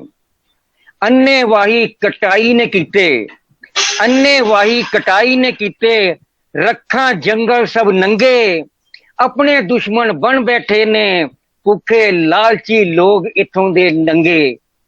ਖੇਤੀਬਾੜੀ ਹੁਣ ਖਤਮ ਹੋ ਗਈ, ਖੇਤੀਬਾੜੀ ਹੁਣ ਖਤਮ ਹੋ ਗਈ, ਰਿਹਾ ਨਾ ਕੋਈ ਕਾਮਾ। ਜੰਗਲੀ ਜਾਨਵਰ ਘੁੰਮਣ ਖੇਤਾਂ 'ਚ ਮਾਰ ਕੇ ਲੰਬੀਆਂ ਛਲਾਂਗਾਂ। ਟੋਬੇ ਛਪੜੂ ਹੁਣ ਸੁੱਕ ਗਏ ਨੇ, ਟੋਬੇ ਛਪੜੂ ਹੁਣ ਸੁੱਕ ਗਏ ਨੇ। ਖੱਡਾਂ ਤੇ ਹੋ ਗਏ ਕਬਜ਼ੇ, ਕਿਸੇ ਨੂੰ ਕੋਈ ਫਰਕ ਨਹੀਂ ਪੈਂਦਾ, ਕੋਈ ਜੀਵੇ ਕੋਈ ਮਰ ਜੇ। ਮੁੰਡੇ ਕੁੜੀਆਂ ਕਾਲਜ ਜਾਵਣ, ਮੁੰਡੇ ਕੁੜੀਆਂ ਕਾਲਜ ਜਾਵਣ, ਸਾਰੇ ਭੁੱਲ ਗਏ ਨੇ ਆਪਣੀ ਬੋਲੀ। ਕਈ ਨਸ਼ੇ ਦੇ ਸ਼ਿਕਾਰ ਹੋ ਗਏ, ਕਈਆਂ ਨੇ ਜਵਾਨੀ ਆਪਣੀ ਰੋਲੀ। ਕੁਦਰਤ ਨਾਲ ਨਾ ਕਰੋ ਸ਼ਰਾਰਤ, ਕੁਦਰਤ ਨਾਲ ਨਾ ਕਰੋ ਸ਼ਰਾਰਤ, ਪਊਗੀ ਸਭ ਨੂੰ ਭਾਰੀ। ਬੰਜਰ ਹੋ ਜਾਊ ਧਰਤੀ ਆਪਣੀ, ਫਿਰ ਆਊ ਕਰੋਨਾ ਜੀ ਕੋਈ ਨਵੀਂ ਬਿਮਾਰੀ। ਹਰੀ ਭਰੀ ਰਹਿਣ ਦੋ ਇਸ ਨੂੰ, ਹਰੀ ਭਰੀ ਰਹਿਣ ਦੋ ਇਸ ਨੂੰ, ਇਹ ਸੋਨੇ ਦੀ ਖਾਨ ਏ। ਸਾਡੀ ਕੰਢੀ ਸਾਡਾ ਵਿਰਸਾ, ਸਾਨੂੰ ਇਸ ਤੇ ਮਾਣ ਏ, ਸਾਨੂੰ ਇਸ ਤੇ ਮਾਣ ਏ। ਧੰਨਵਾਦ ਜੀ। ਬਹੁਤ ਬਹੁਤ ਸ਼ੁਕਰੀਆ ਰਜਿੰਦਰ ਮਹਿਤਾ ਜੀ। ਮਹਿਤਾ ਸਾਹਿਬ ਨੇ ਕੰਢੀ ਖੇਤਰ ਦੀਆਂ ਜਿਹੜੀਆਂ ਰਹਿਣੀ ਬਹਿਣੀ, ਉੱਥੋਂ ਦੀਆਂ ਸਮੱਸਿਆਵਾਂ ਤੇ ਸਮੇਂ ਦੇ ਨਾਲ ਆਈਆਂ ਤਬਦੀਲੀਆਂ ਦਾ ਉਹ ਆਪਣੀ ਕਵਿਤਾ ਵਿੱਚ ਸਮੇਟਿਆ ਹੈ। ਬਹੁਤ ਬਹੁਤ ਧੰਨਵਾਦ। ਉਹਨਾਂ ਤੋਂ ਪਹਿਲਾਂ ਪੁਸ਼ਪਾ ਦੇਵੀ ਜੀ। ਅੱਛਾ, ਨਮਸਕਾਰ ਜੀ ਸਭ ਨੂੰ। ਨਮਸਕਾਰ ਨਮਸਕਾਰ। ਨਮਸਕਾਰ। ਹਾਂਜੀ, ਬਾਕੀ ਜਦੋਂ ਬੱਚਾ ਜੰਮਦਾ ਨਾ, ਜਨਮ ਦੇ ਟਾਈਮ ਤੇ ਨਾ ਇਦਾਂ ਦੇ ਗਾਣੇ ਗਾਉਂਦੀਆਂ ਸੀ ਪਹਿਲਾਂ। ਹੁਣ ਤਾਂ ਸਾਰੇ ਬੰਦ ਹੋ ਗਏ ਨਾ, ਪਹਿਲਾਂ ਜੰਮਣ ਤੇ ਇਹ ਗਾਉਂਦੇ ਸੀ। ਭਾਦੋਂ ਮਹੀਨੇ ਬੁੱਧ ਅਸ਼ਟਮੀ, ਜਨਮੇ ਕ੍ਰਿਸ਼ਨ ਮੁਰਾਰਨੀ, ਮੇਰੇ ਨਿੱਕੇ ਨਿੱਕੇ ਨੇ ਜਨਮ ਲਿਆ। ਕਿਦੇ ਹੱਥ ਬੰਸਰੀ, ਕਿਦੇ ਹੱਥ ਬੰਸਰੀ, ਕਿਦੇ ਗੋਦੀ ਬਾਲਨੀ, ਮੇਰੇ ਨਿੱਕੇ ਨਿੱਕੇ ਨੇ ਜਨਮ ਲਿਆ। ਵੱਜਣ ਲੱਗੀ ਬੰਸਰੀ, ਵੱਜਣ ਲੱਗੀ ਬੰਸਰੀ, ਖਿੜ ਖਿੜ ਹੱਸਿਆ ਬਾਲਨੀ, ਮੇਰੇ ਨਿੱਕੇ ਨਿੱਕੇ ਨੇ ਜਨਮ ਲਿਆ। ਜਨਮੇ ਨ ਕ੍ਰਿਸ਼ਨ ਮੁਰਾਰਨੀ, ਮੇਰੇ ਨਿੱਕੇ ਨਿੱਕੇ ਨੇ ਜਨਮ ਲਿਆ। ਜਦੋਂ ਜਨਮ ਦੇ ਤਾਂ ਇਹ ਗਾਉਂਦੇ ਸੀ ਨਾ, ਜਦੋਂ ਥੋੜਾ ਵੱਡਾ ਹੁੰਦਾ ਸੀ, ਜਦੋਂ ਬਾਲ ਲਾਣੇ ਬੱਚੇ ਦੇ, ਤੇ ਬਾਲਾਂ ਦੇ ਟਾਈਮ ਤੇ ਇਹ ਗਾਉਂਦੇ ਸੀ ਨਾ। ਜਦੋਂ ਬਾਲ ਸਿਰ ਤੇ ਹੁੰਦੇ ਤਾਂ ਉਦੋਂ ਇਹ ਗਾਣੇ ਅਸੀਂ ਬੱਚਿਆਂ ਨੂੰ ਦੇ ਕੇ, ਕੈਸੇ ਨ ਕਾਲੇ ਕਾਲੇ ਬਾਲ ਮੇਰੇ ਨੀ ਬਾਲੇ ਦੇ, ਦਾਦੀ ਵੀ ਜੀਵੇ ਬਾਬਾ ਵੀ ਜੀਵੇ, ਜੀਵੇਗਾ ਸਾਰਾ ਪਰਿਵਾਰ ਮੇਰੇ ਨੀ ਬਾਲੇ ਦਾ, ਜੀਵੇਗਾ ਸਾਰਾ ਪਰਿਵਾਰ ਮੇਰੇ ਨੀ ਬਾਲੇ ਦਾ, कैसे न काले काले बाल मेरे नी वाले दे। ਜਦੋਂ ਬਾਲ ਸਿਰ ਤੇ ਹੁੰਦੇ ਸੀ ਤਾਂ ਇਹ ਗਾਉਂਦੇ ਸੀ।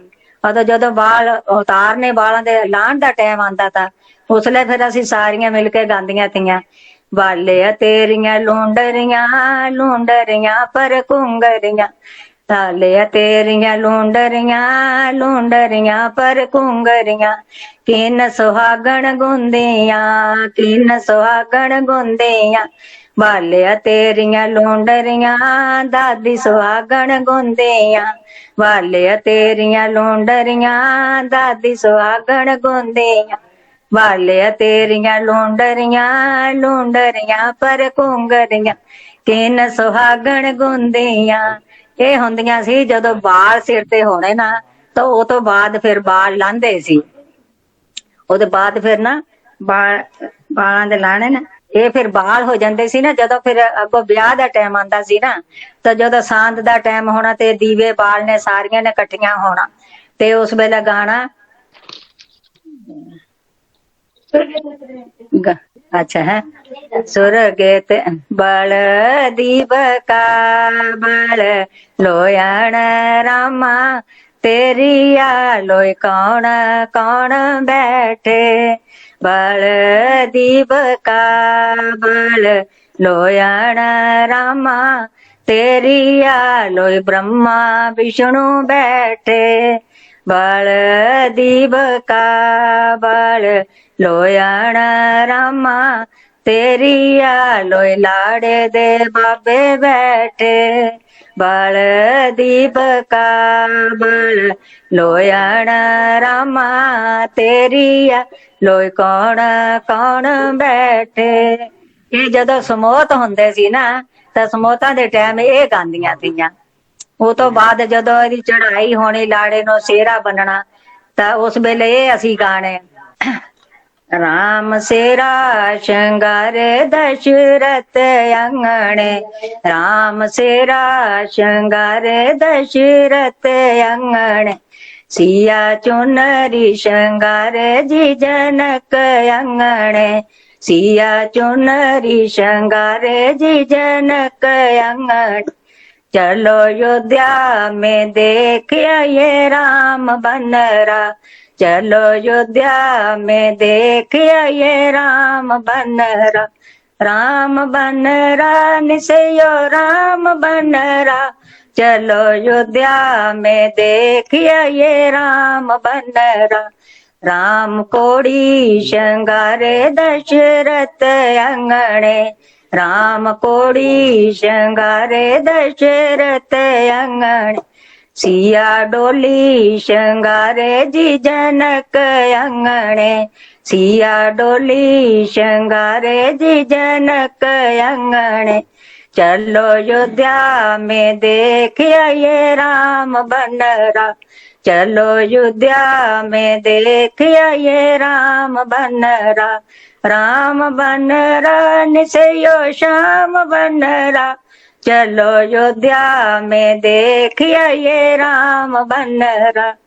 ਜਦੋਂ ਵਿਆਹ ਹੁੰਦਾ ਸੀ ਨਾ, ਤਾਂ ਜਦੋਂ ਵਿਆਹ ਕੇ ਘਰ ਆਣਾ, ਲੈ ਆ ਜਾਣਾ ਘਰ, ਤੇ ਉਦੋਂ ਫਿਰ ਵਧਾਈਆਂ ਗਾਉਂਦੀਆਂ ਸੀ ਸਾਰਿਆਂ ਨੂੰ, ਵਧਾਈਆਂ ਦਾਦੀ ਤੈਨੂੰ ਵਧਾਈਆਂ ਲੈ, ਵਧਾਈਆਂ ਦਾਦੀ ਤੈਨੂੰ ਵਧਾਈਆਂ ਲੈ, ਵਧਾਈਆਂ ਤੇਰੇ ਔਤ ਨੂੰ ਤੇਰੇ ਗੋਤ ਨੂੰ, ਤੇਰੇ ਬਾਪ ਵੱਡੇ ਰਾਜ ਨੂੰ, ਜਣਦੇ ਨੂੰ ਜਣਦੇ ਨੂੰ, ਜੰਮਣ ਕੁੱਟੀ ਦਿੰਦੇ ਨੂੰ, ਜਿਹਨੇ ਰੱਖਿਆ ਤੇਰਾ ਨਾਮ, ਵਧਾਈਆਂ ਲੈ, ਵਧਾਈਆਂ ਦਾਦੀ ਤੈਨੂੰ ਵਧਾਈਆਂ ਲੈ। ਇਹ ਜਦੋਂ ਵਿਆਹ ਕੇ ਆਈ ਜਾਂਦਾ ਸੀ ਨਾ ਤੇ ਉਸ ਵੇਲੇ ਗਾਣੇ ਸਾਰੀਆਂ ਨੇ, ਭਾਬੀ ਏ ਸਾਡੀ ਏ ਸਾਡੇ ਲਾਗ ਦਵਾਈ ਦੇ, ਸਾਡੀ ਏ ਭਾਬੀ ਆਪਣੀ ਮਾਂ ਨੂੰ ਵਿੱਚ ਸਾਡੇ ਲਾਗ ਦਵਾਈ ਦੇ, ਸਾਡੀ ਏ ਭਾਬੀ ਏ। ਇਹ ਜਦੋਂ ਦਾਲ ਡੱਕਣੀ ਨਾ ਉਸ ਵੇਲੇ ਗਾਣਾ, ਫੇਰ ਅਸੀਂ ਬੈਠ ਜਾਣਾ ਗੋਣੇ ਖੇਲਣ।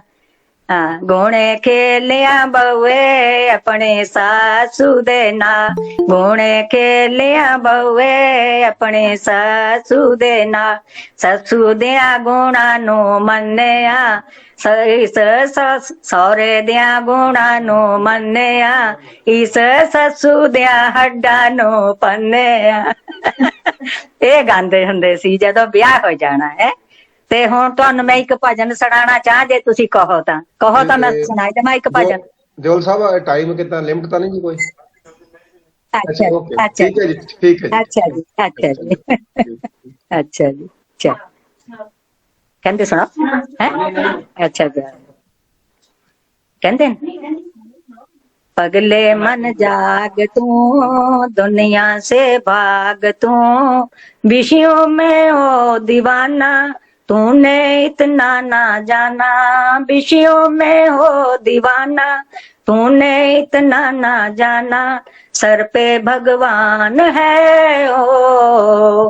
पगले मन जाग तू दुनिया से भाग तू, विषयों में हो दीवाना तूने इतना ना जाना, सर पे भगवान है ओ। कहते से आने दुनिया का मेला, कहते से आने दुनिया का मेला, आए अकेला तो जाए अकेला, तेरी धन दौलत माया ये तो है माल पराया, तेरी धन दौलत माया ये तो है माल पराया, तू तो मेहमान है ओ। पगले मन जाग तू दुनिया से भाग तू, विषयों में हो दीवाना तूने इतना ना जाना, सर पे भगवान है ओ। स्वार्थ की दुनिया कोई ना अपना, स्वार्थ की दुनिया कोई ना अपना, माया में सोया है देखे तू सपना, माया में सोया है देखे तू सपना, उठ रे तू सोने वाले जनता कर बोले वाले, उठ रे तू सोने वाले जनता कर बोले वाले, पागल नादान है ओ। पगले मन जाग तू दुनिया से भाग तू, विषयों में हो दीवाना तूने इतना ना जाना, सर पे भगवान है ओ। रावण से राजा विक्रम से दानी, रावण से राजा विक्रम से दानी, अब तो उनकी शेष कहानी, अब तो उनकी शेष कहानी, अब ना सोने की लंका बजता था जिस पर डंका, अब ना सोने की लंका बजता था जिस पर डंका, अब तो बेराम है ओ। पगले मन जाग तू दुनिया से भाग तू, विषयों में हो दीवाना तूने इतना ना जाना, विषयों में हो दीवाना तूने इतना ना जाना, सर पे भगवान है ओ। नमस्कार जी। महाराज बहुत बढ़िया, बहुत बढ़िया ਸੁਣਾਇਆ ਹੈ ਜੀ। ਜਿੱਥੇ ਜਨਮ ਤੋਂ ਲੈ ਕੇ ਵਿਆਹ ਤੱਕ ਦੀਆਂ ਰਸਮਾਂ ਦਾ ਜ਼ਿਕਰ ਕੀਤਾ, ਲੋਕ ਗੀਤਾਂ ਰਾਹੀਂ ਉੱਤੇ ਭਜਨ ਸੀ, ਬਾਕੀ ਇੱਕ ਮਾਹੌਲ ਸਿਰਜ ਗਿਆ ਪੂਰਾ। ਬਹੁਤ ਬਹੁਤ ਧੰਨਵਾਦ ਜੀ। ਮੈਂ ਬਹੁਤ ਸਤਿਕਾਰ ਸਹਿਤ ਸਾਡੇ ਦਰਮਿਆਨ ਪੰਜਾਬੀ ਸੱਥ ਲਾਂਬਣਾ ਜਿਹੜੀ ਮਾਂ ਬੋਲੀ ਨੂੰ ਸੰਭਾਲਣ ਦੇ ਲਈ ਪਿਛਲੇ ਲੰਬੇ ਸਮੇਂ ਤੋਂ ਕੰਮ ਕਰ ਰਹੀ ਹੈ, ਉਪ ਬੋਲੀਆਂ ਖਾਸ ਕਰਕੇ ਸੱਥ ਵੱਲੋਂ ਡਾਕਟਰ ਹਰਪ੍ਰੀਤ ਸਿੰਘ ਜੀ ਸਾਡੇ ਵਿੱਚ ਵਿਰਾਜਮਾਨ ਨੇ। ਮੈਂ ਇਹਨਾਂ ਨੂੰ ਸਤਿਕਾਰ ਸਹਿਤ ਬੇਨਤੀ ਕਰਦਾ ਕਿ ਉਹ ਵੀ ਇਸ ਮੌਕੇ ਤੇ ਆਪਣੇ ਵਿਚਾਰ ਰੱਖਣ। ਡਾਕਟਰ ਹਰਪ੍ਰੀਤ ਸਿੰਘ ਜੀ। ਸਤਿ ਸ਼੍ਰੀ ਅਕਾਲ ਜੀ ਸਾਰਿਆਂ ਨੂੰ। ਜਦੋਂ ਹੁਣ ਕੰਗਣੂਆਂ ਦੀ ਗੱਲ ਹੋ ਰਹੀ ਹੈ ਤਾਂ ਕੁਝ ਖਾਸ ਕੰਗਣੂ ਹੈ ਜਿਨ੍ਹਾਂ ਦਾ ਜ਼ਿਕਰ ਕਰਨਾ ਇਸ ਵੇਲੇ ਬਹੁਤ ਜ਼ਿਆਦਾ ਜ਼ਰੂਰੀ ਹੈ। ਉਹਨਾਂ ਵਿੱਚੋਂ 5 ਪਿਆਰਿਆਂ ਵਿੱਚੋਂ ਭਾਈ ਸਾਹਿਬ ਸਿੰਘ ਸੀ, ਉਹ ਕੰਢੀ ਖੇਤਰ ਦੇ ਸੀ। ਮੰਗੂ ਰਾਮ ਮੁਗੋਵਾਲੀਆ ਆਪਣੇ ਗਦਰ ਪਾਰਟੀ ਦੇ ਲੀਡਰ, ਹਰਨਾਮ ਸਿੰਘ ਸੈਣੀ ਕ੍ਰਾਂਤੀਕਾਰੀ, ਰਾਣਾ ਮੁਹੰਮਦ ਹਨੀਫ ਖਾਨ ਜਿਹੜੇ ਪਾਕਿਸਤਾਨੀ ਮੰਤਰੀ ਰਹੇ ਆ ਆਪਣੇ ਕੰਢੀ ਖੇਤਰ ਤੋਂ ਹੀ ਇੱਧਰੋਂ ਗਏ ਨੇ। ਬਾਕੀ ਡਾਕਟਰ ਧਰਮਪਾਲ ਸਾਹਿਲ ਨੇ ਗੱਲ ਕੀਤੀ ਕਿ ਇੱਥੋਂ ਦਾ ਤਕਰੀਬਨ ਹਰ ਘਰ ਚੋਂ ਇੱਕ ਬੰਦਾ ਫੌਜ ਦੇ ਵਿੱਚ ਭਰਤੀ ਹੋਇਆ, ਪਰ ਇੱਕ ਖਾਸ ਫੌਜੀ ਹੈ ਜਿਹੜਾ ਜਿਸ ਨੇ ਪੂਰੇ ਪੰਜਾਬ ਦੀ ਰੌਣਕ ਵਧਾਈ ਹੈ, ਸਰਦਾਰ ਹਰਜੀਤ ਸਿੰਘ ਸੱਜਣ। ਉਹਨਾਂ ਦੇ ਬਾਰੇ ਵੇਰਵਾ ਬਹੁਤਾ ਦੱਸਣਾ ਬਹੁਤਾ ਜ਼ਰੂਰੀ ਨਹੀਂ ਹੈ, ਹਰ ਕੋਈ ਜਾਣਦਾ ਉਹਨਾਂ ਨੂੰ। ਕੈਨੇਡਾ ਦੇ ਰੱਖਿਆ ਮੰਤਰੀ, ਫੌਜ ਵਿੱਚ ਹੀ ਗਏ ਆ ਪਰ ਉਹਨਾਂ ਨੇ ਪੂਰੀ ਦੁਨੀਆ ਦੇ ਵਿੱਚ ਨਾਮ ਰੋਸ਼ਨ ਕੀਤਾ ਹੈ। ਉਹ ਕੰਢੀ ਖੇਤਰ ਦੇ ਹੀ ਆਪਣੇ ਕੰਗਣੂ ਹੈ। ਇਹਨਾਂ ਤੋਂ ਇਲਾਵਾ ਸਤਿੰਦਰ ਸਰਤਾਜ ਜੀ ਹੈ, ਉਸਤਾਦ ਅਮਾਨਤ ਅਲੀ ਖਾਂ ਪਾਕਿਸਤਾਨੀ ਗਾਇਕ, ਹਬੀਬ ਜਲੀਬ ਪਾਕਿਸਤਾਨੀ ਕ੍ਰਾਂਤੀਕਾਰੀ ਕਵੀ। ਇਹਨਾਂ ਦਾ ਜ਼ਿਕਰ ਕਰਨਾ ਬਹੁਤ ਜ਼ਰੂਰੀ ਹੈ ਕਿਉਂਕਿ ਚਾਹੇ ਇੱਥੋਂ ਚਲੇ ਗਏ ਨੇ ਉੱਤਰ ਪਾਕਿਸਤਾਨ ਕੁਛ ਇੱਕ ਬੰਦੇ, ਪਰ ਉਹਨਾਂ ਨੇ ਇੱਜ਼ਤ ਸਾਡੇ ਖੇਤਰ ਦੀ ਹੀ ਰੱਖੀ ਹੈ। ਇਹਨਾਂ ਤੋਂ ਇਲਾਵਾ ਕੁਛ ਇੱਕ ਹੋਰ ਨਾਮ ਲੈਣ ਤੋਂ ਪਹਿਲਾਂ ਮੈਂ ਥੋੜੀ ਜਿਹੀ ਤੁਹਾਡੇ ਨਾਲ ਗੱਲ ਡਿਸਕਸ਼ਨ ਕਰਨਾ ਚਾਹੁੰਦਾ ਸੀ ਕਿ ਆਪਣੇ ਚ ਲੜਾਈਆਂ ਹੁੰਦੀਆਂ ਰਹੀਆਂ ਭਾਰਤ ਦੀਆਂ ਪਾਕਿਸਤਾਨ ਦੀਆਂ, ਇੱਧਰੋਂ ਵੀ ਸ਼ਹੀਦ ਹੋਏ ਉੱਧਰੋਂ ਵੀ ਸ਼ਹੀਦ ਹੋਏ, ਇੱਧਰੋਂ ਵੀ ਬਹੁਤੇ ਪੰਜਾਬੀ ਸ਼ਹੀਦ ਹੋਏ ਆ ਉੱਧਰੋਂ ਵੀ ਬਹੁਤੇ ਪੰਜਾਬੀ ਸ਼ਹੀਦ ਹੋਏ ਆ। ਇੱਧਰੋਂ ਅਵਾਰਡ ਮਿਲ ਗਏ ਉਹਨਾਂ ਨੂੰ, ਕਿਸੇ ਨੂੰ ਅਸ਼ੋਕ ਚੱਕਰ ਦੇਤਾ, ਕਿਸੇ ਨੂੰ ਕੁਛ ਦੇਤਾ, ਉੱਧਰੋਂ ਨਿਸ਼ਾਨੇ ਇਮਤਿਆਜ਼ ਦੇਤਾ, ਨਿਸ਼ਾਨੇ ਹੈਦਰ ਦੇ ਦਿੱਤਾ, ਪਰ ਦੋਨੋਂ ਪਾਸੇ ਨੁਕਸਾਨੇ ਗਏ ਪੰਜਾਬੀ ਹੀ। ਪਰ ਉਹਨਾਂ ਦੇ ਵਿੱਚੋਂ ਇੱਕ ਸ਼ਹੀਦ ਮੇਜਰ ਤੁਫੈਲ ਮੁਹੰਮਦ ਹੈ ਜਿਨ੍ਹਾਂ ਨੇ ਪਾਕਿਸਤਾਨ ਵਾਲੀ ਸਾਈਡ ਤੋਂ ਭਾਰਤ ਨਾਲ ਲੜਾਈ ਕਰਦਿਆਂ ਸ਼ਹੀਦੀ ਪ੍ਰਾਪਤ ਕੀਤੀ ਸੀ। ਹੈ ਦੋਨੇ ਸ਼ਹੀਦ ਹੈ ਕਿਉਂਕਿ ਪੰਜਾਬ ਦੇ ਹੈ, ਸਾਡੇ ਲਈ ਬਰਾਬਰ ਹੈ। ਉਹ ਵੀ ਸਾਡੇ ਭਰਾ ਸੀ, ਇਹ ਵੀ ਸਾਡੇ ਭਰਾ ਸੀ। ਹੁਣ ਸਮੇਂ ਦਾ ਕੁਛ ਹੇਰ ਫੇਰ ਇਸ ਤਰ੍ਹਾਂ ਚੱਲ ਰਿਹਾ ਕਿ ਅਸੀਂ ਇੱਕ ਦੂਸਰੇ ਤੋਂ ਵੱਖ ਹੋਏ ਬੈਠੇ ਹਾਂ। ਨਿਸ਼ਾਨੇ ਹੈਦਰ ਅਵਾਰਡ ਉਹਨਾਂ ਨੂੰ ਮਿਲਿਆ ਸੀ, ਉਹ ਵੀ ਕੰਢੀ ਖੇਤਰ ਦੇ ਹੀ ਸੀ। ਇੱਕ ਫਜ਼ਲਦੀਨ ਸੀ ਵਿਕਟੋਰੀਆ ਕ੍ਰਾਸ ਵਿਜੇਤਾ, ਉਹਨਾਂ ਨੇ ਆਪਣਾ ਦੂਜੀ ਆਲਮੀ ਜੰਗ ਦੇ ਵਿੱਚ 1945 ਨੂੰ ਬਰਮਾ ਦੀ ਲੜਾਈ ਵਿੱਚ ਸ਼ਹੀਦੀ ਪ੍ਰਾਪਤ ਕੀਤੀ ਸੀ, ਉਹ ਵੀ ਕੰਢੀ ਦੇ ਕੰਗਣੂ ਸੀ। ਕੁਛ ਇੱਥੇ ਦੀ ਜਿਹੜੀ ਬਨਸਪਤੀ ਹੈ ਕੰਗਣੂਆਂ ਦੇ ਵਿੱਚ ਉਹ ਵੀ ਸ਼ਾਮਲ ਮੈਂ ਕਰਨਾ ਚਾਹੁੰਦਾ ਕਿਉਂਕਿ ਆਪਣਾ ਡਾਕਟਰ ਧਰਮਪਾਲ ਸਾਹਿਲ ਨੇ ਢੇਊ ਤੇ ਗਲਗਲ ਦਾ ਜ਼ਿਕਰ ਕੀਤਾ ਆਪਣੀਆਂ ਗੱਲਾਂ 'ਚ। ਰਜਿੰਦਰ ਜੀ ਨੇ ਕਾਂਗੂ, ਕੀਨੂ, ਗਰਨੇ ਇਹਨਾਂ ਦਾ ਜ਼ਿਕਰ ਕੀਤਾ ਹੈ। ਪਰ ਕੁਛ ਇੱਕ ਪੌਦੇ ਹੈ, ਕੁਛ ਬਨਸਪਤੀ ਇਸ ਤਰ੍ਹਾਂ ਦੀ ਜਿਹੜੀ ਸਿਰਫ ਕੰਢੀ ਖੇਤਰ ਦੀ ਹੀ ਖਾਸ ਹੈਗੀ ਹੈ, ਜਿਨ੍ਹਾਂ ਵਿੱਚੋਂ ਬਸੂਤੀ, ਅਰੁਸ਼ਾ, ਕਾਲਾ ਬੰਸਾ, ਚਿੜਚਿੜਾ ਜਿਹਨੂੰ ਆਪਾਂ ਲੱਟ ਜ਼ੀਰਾ ਵੀ ਕਹਿੰਦੇ ਆ, ਧੌਲੀ ਮੰਡੀ, ਕਪੂਰ ਮਧੁਰ, ਕਮਹੇੜਾ, ਕਰੌਂਦੇ, ਕੁਰਚੀ, ਬਕਰਬੇਲ, ਕਨੇਰ, ਦੁੱਧੀ ਵੇਲ, ਲਸੂੜੇ, ਛਿੱਤਰਥੋਰ, ਕਚਨਾਰ, ਕਾਲੀ ਕਚਨਾਰ, ਹਰੜ, ਬਹੇੜੇ, ਬਨ ਤੁਲਸੀ, ਤੁਣ, ਧਰੇਕ, ਫਲਾਹੀ। ਸਤਿੰਦਰ ਸਰਤਾਜ ਦੀਆਂ ਗਜ਼ਲਾਂ ਵਿੱਚ ਫਲਾਹੀ ਦਾ ਜ਼ਿਕਰ ਆਉਂਦਾ ਹੈ ਤਾਂ ਐਵੇਂ ਨਹੀਂ ਆ ਜਾਂਦਾ ਕਿਉਂਕਿ ਐਸੇ ਖੇਤਰ ਚੋਂ ਹੈ ਉਹ। ਗੁੱਲਰ, ਸੁਹਾਂਜਣਾ, ਜੰਗਲੀ ਮੇਥੀ, ਗਿੱਦੜ ਦਾਖ, ਗੋਖੜੂ, ਜੰਗਲੀ ਖਜੂਰ, ਇੱਧਰ ਦਾ ਬਹੁਤ ਬਨਸਪਤੀ ਇਸ ਤਰ੍ਹਾਂ ਦੀ ਪੂਰਾ ਖਜ਼ਾਨਾ ਭਰਪੂਰ ਹੈ ਇਹ। ਕੋਈ ਇਸ ਨੂੰ ਸਮਝ ਨਹੀਂ ਰਿਹਾ, ਇਸ ਨੂੰ ਲਗਾਤਾਰ ਕਟਾਈ ਦੇ ਵਿੱਚ ਇਹਨਾਂ ਦਾ ਵਿਨਾਸ਼ ਹੋ ਰਿਹਾ ਔਰ ਆਪਾਂ ਲੋਕ ਬੋਲੀਆਂ ਚੋਂ ਵੀ ਇਹਨਾਂ ਨੂੰ ਭੁੱਲਦੇ ਜਾ ਰਹੇ ਹਾਂ। ਮੇਰੀ ਕੋਸ਼ਿਸ਼ ਸੀ ਕਿ ਇਹ ਸਾਰਾ ਕੁਝ ਵੀ ਕੰਗਣੂਆਂ ਦੇ ਵਿੱਚ ਸ਼ਾਮਲ ਹੋਣਾ ਚਾਹੀਦਾ ਹੈ। ਧੰਨਵਾਦ। ਬਹੁਤ ਬਹੁਤ ਸ਼ੁਕਰੀਆ ਡਾਕਟਰ ਹਰਪ੍ਰੀਤ ਜੀ। ਇਹਨਾਂ ਨੇ ਬਹੁਤ ਹੀ ਜਿਹੜੇ ਮੇਰੇ ਖਿਆਲ ਬਨਸਪਤੀ ਜਿਹੜੀ ਅਸੀਂ ਅਲੋਪ ਹੋ ਰਹੀ ਹੈ ਜਾਂ ਅਲੋਪ ਹੋ ਚੁੱਕੀ ਹੈ ਉਹਦੇ ਬਾਰੇ ਵੀ ਦੱਸਿਆ ਤੇ ਡਾਕਟਰ ਸਤਿੰਦਰ ਸਰਤਾਜ ਜੀ ਨੇ ਆਪਣੇ ਗਾਣੇ ਦੇ ਵਿੱਚ ਪਰੋਇਆ ਉਹਨੂੰ। ਤੇ ਹੁਣ ਮੈਂ ਬੇਨਤੀ ਕਰਾਂਗਾ ਮਾਸਟਰ ਬਲਵੰਤ ਜੀ ਜਿਹੜੇ ਸੇਵਾ ਮੁਕਤ ਅਧਿਆਪਕ ਨੇ ਤੇ ਇਲਾਕੇ ਦੇ ਵਿੱਚ ਕੋਈ ਵੀ ਗਤੀਵਿਧੀ ਹੁੰਦੀ ਹੈ, ਚੰਗਾ ਕੰਮ ਹੁੰਦਾ ਉਹਦੇ ਵਿੱਚ ਮੋਹਰੀ ਹੁੰਦੇ ਨੇ। ਮਾਸਟਰ ਬਲਵੰਤ ਸਿੰਘ ਜੀ ਉਹਨਾਂ ਨੂੰ ਬੇਨਤੀ ਕਰਾਂਗਾ ਕਿ ਉਹ ਵੀ ਇਸ ਮੌਕੇ ਤੇ ਆਪਣੇ ਵਿਚਾਰ ਰੱਖਣ। ਮਾਸਟਰ ਬਲਵੰਤ ਜੀ। ਧੰਨਵਾਦ ਜੀ। ਮੈਂ ਬਲਵੰਤ ਸਿੰਘ ਪਿੰਡ ਰੰਗਪੁਰ। ਮੈਂ ਇਸ ਪ੍ਰੋਗਰਾਮ ਨੂੰ ਆਯੋਜਨ ਕਰਨ ਵਾਲੇ ਪ੍ਰਬੰਧਕਾਂ ਦਾ ਧੰਨਵਾਦ ਕਰਨਾ ਤੇ ਖਾਸ ਕਰਕੇ ਸਾਹਿਲ ਸਾਹਿਬ ਦਾ ਜਿਨ੍ਹਾਂ ਨੇ ਸਾਨੂੰ ਇਸ ਪ੍ਰੋਗਰਾਮ ਨਾਲ ਜੋੜਿਆ। ਸੋ ਮੈਂ ਇਸ ਪ੍ਰੋਗਰਾਮ 'ਚ ਜੁੜਨ ਵਾਲੇ ਸਾਰੇ ਬੱਚਿਆਂ ਨੂੰ ਨਮਸਕਾਰ ਕਰਨਾ। ਮੈਨੂੰ ਇੱਕ ਇਹ ਵੀ ਹੁਕਮ ਨਾਲ ਹੋਇਆ ਕਿ ਮੈਂ ਜਿਹੜੀ ਵੀ ਗੱਲ ਕਰਨੀ ਹੈ ਉਹ ਕੰਢੀ ਬੋਲੀ 'ਚ ਹੀ ਕਰਾਂ, ਤਾਂ ਮੈਂ ਤੁਹਾਤੋਂ ਸਾਰਿਆਂ ਤੋਂ ਇਸ ਗੱਲ ਦੀ ਇਜਾਜ਼ਤ ਲੈਣਾ ਕਿ ਮੈਨੂੰ ਤੁਸੀਂ ਕੰਢੀ ਬੋਲੀ 'ਚ ਹੀ ਗੱਲ ਕਰਨ ਦੀ ਇਜਾਜ਼ਤ ਦਿਓ। ਧੰਨਵਾਦ। ਮੈਂ ਥੋੜੀ ਗੱਲ ਹੀ ਕਰਨੀ ਹੈ। ਪਹਿਲਾਂ ਕੰਢੀ ਏਰੀਆ ਜਿਹੜਾ ਉਹਦੀ ਭੂਗੋਲਿਕ ਸਥਿਤੀ ਬਾਰੇ ਜਿਹੜੀ ਗੱਲ ਹੈ, ਚੰਡੀਗੜ੍ਹ ਤੋਂ ਪਠਾਨਕੋਟ ਨੂੰ ਜਾਂਦਾ GT ਰੋਡ ਜਿਹੜਾ ਉਹਦਾ ਚੜ੍ਹਦਾ ਪਾਸਾ ਜਿਹੜਾ ਉਹ ਉਸ ਏਰੀਏ ਨੂੰ ਕੰਢੀ ਹੀ ਆਖਿਆ ਜਾਂਦਾ ਹੈ।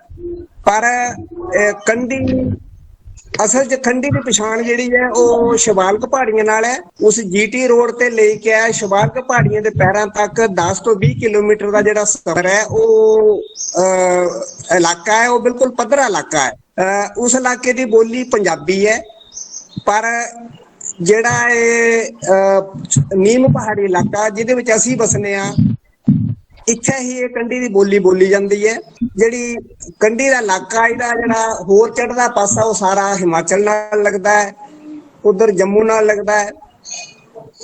ਕੰਢੀ ਦੀ ਬੋਲੀ ਜਿਹੜੀ ਹੈ ਪੰਜਾਬੀ ਦੀ ਹੀ ਉਪ ਬੋਲੀ ਹੈ, ਜਿਹਦੇ ਪਰ ਜੰਮੂ ਦੀ ਡੋਗਰੀ ਦਾ, ਕਾਂਗੜੇ ਦੀ ਬੋਲੀ ਦਾ ਅਸਰ ਹੈ।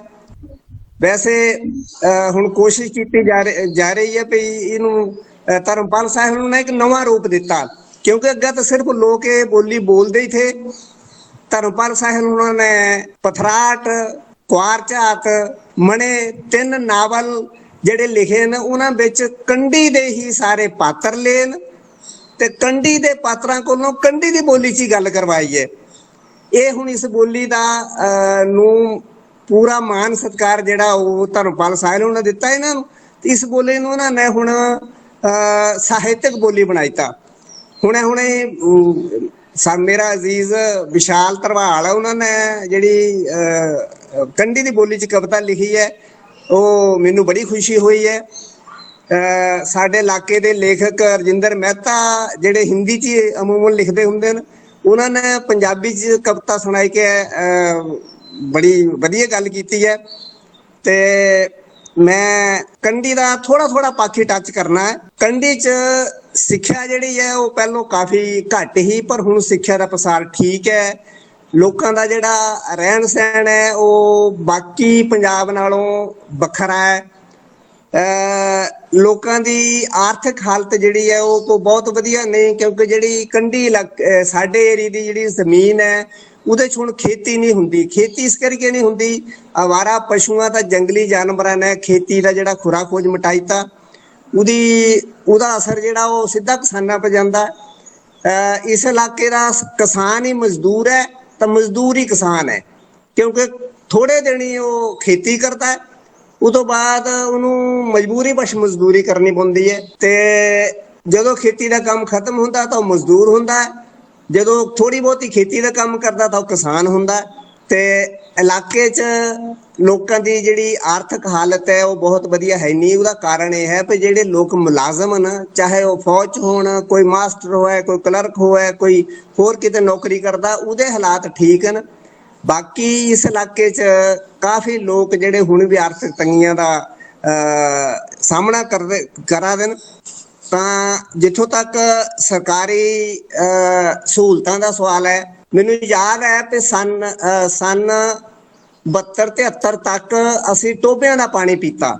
ਸੜਕਾਂ ਦਾ ਕੋਈ ਨਿਸ਼ਾਨ ਹੈ ਨਾ, ਸਾਡੇ ਇੱਥੇ ਬਿਜਲੀ ਹੁੰਦੀ ਸੀ। ਸਾਡੇ ਸਕੂਲਾਂ ਦਾ ਵੀ ਇੰਨਾ ਬੁਰਾ ਹਾਲ ਹੁੰਦਾ ਥਾ ਕਿ ਕਮਾਹੀ ਦੇ ਵਿੱਚ DAV ਸਕੂਲ ਥਾ, ਉਹ ਤੋਂ ਬਾਅਦ ਦਤਾਰਪੁਰ 11 ਕਿਲੋਮੀਟਰ ਤੇ ਸਕੂਲ ਆ। ਇੱਧਰ ਦੂਜੇ ਪਾਸੇ ਨੂੰ ਇਹ ਹੁਸ਼ਿਆਰਪੁਰ ਵਾਲੇ ਪਾਸੇ ਨੂੰ ਫਤਿਹਪੁਰ ਪਟਨਾ ਇੱਕ ਸਰਕਾਰੀ ਸਕੂਲ ਹੁੰਦਾ ਹੈ। 12-14 ਕਿਲੋਮੀਟਰ ਦੇ ਫਰਕ ਨਾਲ ਜਿਹੜੇ ਸਕੂਲ ਇਹ ਲੋਕਾਂ ਨੇ ਕਾਫੀ ਦੂਰ ਪੈਦਲ ਜਾਈ ਕੇ ਅਸੀਂ ਸਾਰੇ ਪੜ੍ਹੇ ਆ। ਮੈਨੂੰ ਯਾਦ ਹੈ ਕਿ ਅਸੀਂ ਬਰਸਾਤਾਂ ਦਾ ਸਿਆਲਾਂ ਨੂੰ ਟੋਬਿਆਂ ਦਾ ਪਾਣੀ ਪੀਣਾ। ਮੈਂ ਆਪਣੇ ਇੱਕ ਗੁਰੂ ਜੀ ਨੂੰ ਯਾਦ ਕਰਨਾ ਚਾਹੁੰਦਾ, ਮਾਸਟਰ ਸ਼ਿਵ ਚੰਦ ਜੀ ਹੁੰਦੇ ਸੀ ਜਿਨ੍ਹਾਂ ਦਾ ਪਿੰਡ ਬਹਿਰੰਗਾ ਹੈ, ਤਾਂ ਉਹ ਸਾਨੂੰ DAV 'ਚ ਪੜ੍ਹਾਉਂਦੇ ਹੁੰਦੇ ਸੀ। ਉਹਨਾਂ ਨੇ ਉਦੋਂ ਇੱਕ ਕਵਿਤਾ ਲਿਖੀ, ਅਸੀਂ ਪੀਂਦੇ ਆ ਟੋਬਿਆਂ ਦਾ ਲਾਲ ਪਾਣੀ, ਨਾ ਸਾਨੂੰ ਬਿਜਲੀ ਨਾ ਸਾਨੂੰ ਪਾਣੀ। ਇਹ ਮਾਸਟਰ ਸ਼ਿਵ ਚੰਦ ਉਹਨਾਂ ਦੀ ਕਵਿਤਾ, ਕਿਉਂਕਿ ਉਹ CPI ਦੇ ਮੈਂਬਰ ਰਹੇ ਨੇ, ਇਸ ਕਰਕੇ ਨਵਾਂ ਜ਼ਮਾਨਾ 'ਚ ਉਸ ਜ਼ਮਾਨੇ 'ਚ ਛਪੀ ਹੀ। ਫਿਰ ਸਾਡੇ ਕਮਾਹੀ ਦੇਵੀ ਦੇ ਇਲਾਕੇ ਦੇ ਬਹਿਚੂੜ ਦੇ ਇੱਕ ਖਾਸ ਮੌਜੂਦ ਆਦਮੀ ਹੋਏ ਨੇ ਕਮਰ ਧਨੀ ਰਾਮ ਹੋਣੀ, ਉਹ ਵੀ ਲਿਖਦੇ ਹੁੰਦੇ ਸੀ। ਉਹਨਾਂ ਨੇ ਇੱਕ ਸਟੇਜ ਤੇ ਇੱਕ ਕਵਿਤਾ ਬੋਲੀ, ਇਹ ਮੇਰਾ ਖਿਆਲ ਹੈ ਸੰਨ 72-73 ਦੀ ਗੱਲ ਹੈ, ਜੇ ਨਿਗਾਹ ਸਬੱਲੀ ਹੋ ਜਾਏ ਤਾਂ ਅਸੀਂ ਵੀ ਸਾਈਕਲ ਚਲਾ ਲਈਏ। ਤੁਸੀਂ ਦੇਖੋ ਕਿੱਡਾ ਜ਼ਬਰਦਸਤ ਤਰਲਾ ਕਰਦੇ ਹੈ ਉਹ, ਤੇ ਸਾਡਾ 72-73-75 ਤੱਕ ਕੋਈ ਸਾਈਕਲ ਹੀ ਨਹੀਂ ਚੱਲਦਾ ਥਾ, ਕੋਈ ਪਾਣੀ ਦਾ ਪ੍ਰਬੰਧ ਨਹੀਂ। ਉਹਦਾ ਕਾਰਨ ਇਹ ਥਾ ਵੀ ਇਸ ਇਲਾਕੇ 'ਚ ਜਿਨ੍ਹਾਂ ਲੋਕਾਂ ਨੇ ਰਹਿਨਮਾਈ ਕੀਤੀ ਉਹ ਹੇਠਲੇ ਇਲਾਕੇ ਰਹੇ, ਉਹਨਾਂ ਨੂੰ ਸਾਡੇ ਨਾਲ ਕੋਈ ਬਹੁਤੀ ਹਮਦਰਦੀ ਹੈ ਨਾ। ਹਾਂ, ਸਨ 67 ਚ ਮਹੰਤ ਰਾਮ ਪ੍ਰਕਾਸ਼ ਦਾਸ ਜੀ ਜਦੋਂ MLA ਬਣੇ, ਕਿਉਂਕਿ ਉਹ ਭੰਬੋਤਾੜ ਇਸ ਇਲਾਕੇ ਦਾ ਖਾਸ ਪਿੰਡ ਹੈ, ਉੱਥੋਂ ਦੇ ਜੰਮਪਲ ਥੇ। ਉਹਨਾਂ ਨੇ ਪਹਿਲੀ ਵਾਰੀ ਇਹ ਲੋਕਾਂ ਨੂੰ ਸਹੂਲਤ ਪਹੁੰਚਾਉਣ ਦੀ ਕੋਸ਼ਿਸ਼ ਕੀਤੀ। ਜਦੋਂ ਉਹ MLA ਬਣੇ, ਬਾਅਦ ਚ ਮੰਤਰੀ ਵੀ ਬਣੇ ਸਾਂਝੀ ਸਰਕਾਰ ਚ, ਉਹਨਾਂ ਨੇ ਪਾਣੀ ਦੀ ਜਿਹੜੀ ਹੈ ਉਹ ਸਕੀਮਾਂ ਕੀਤੀਆਂ ਤਾਂ ਸਾਨੂੰ ਪਾਣੀ ਮਿਲਿਆ।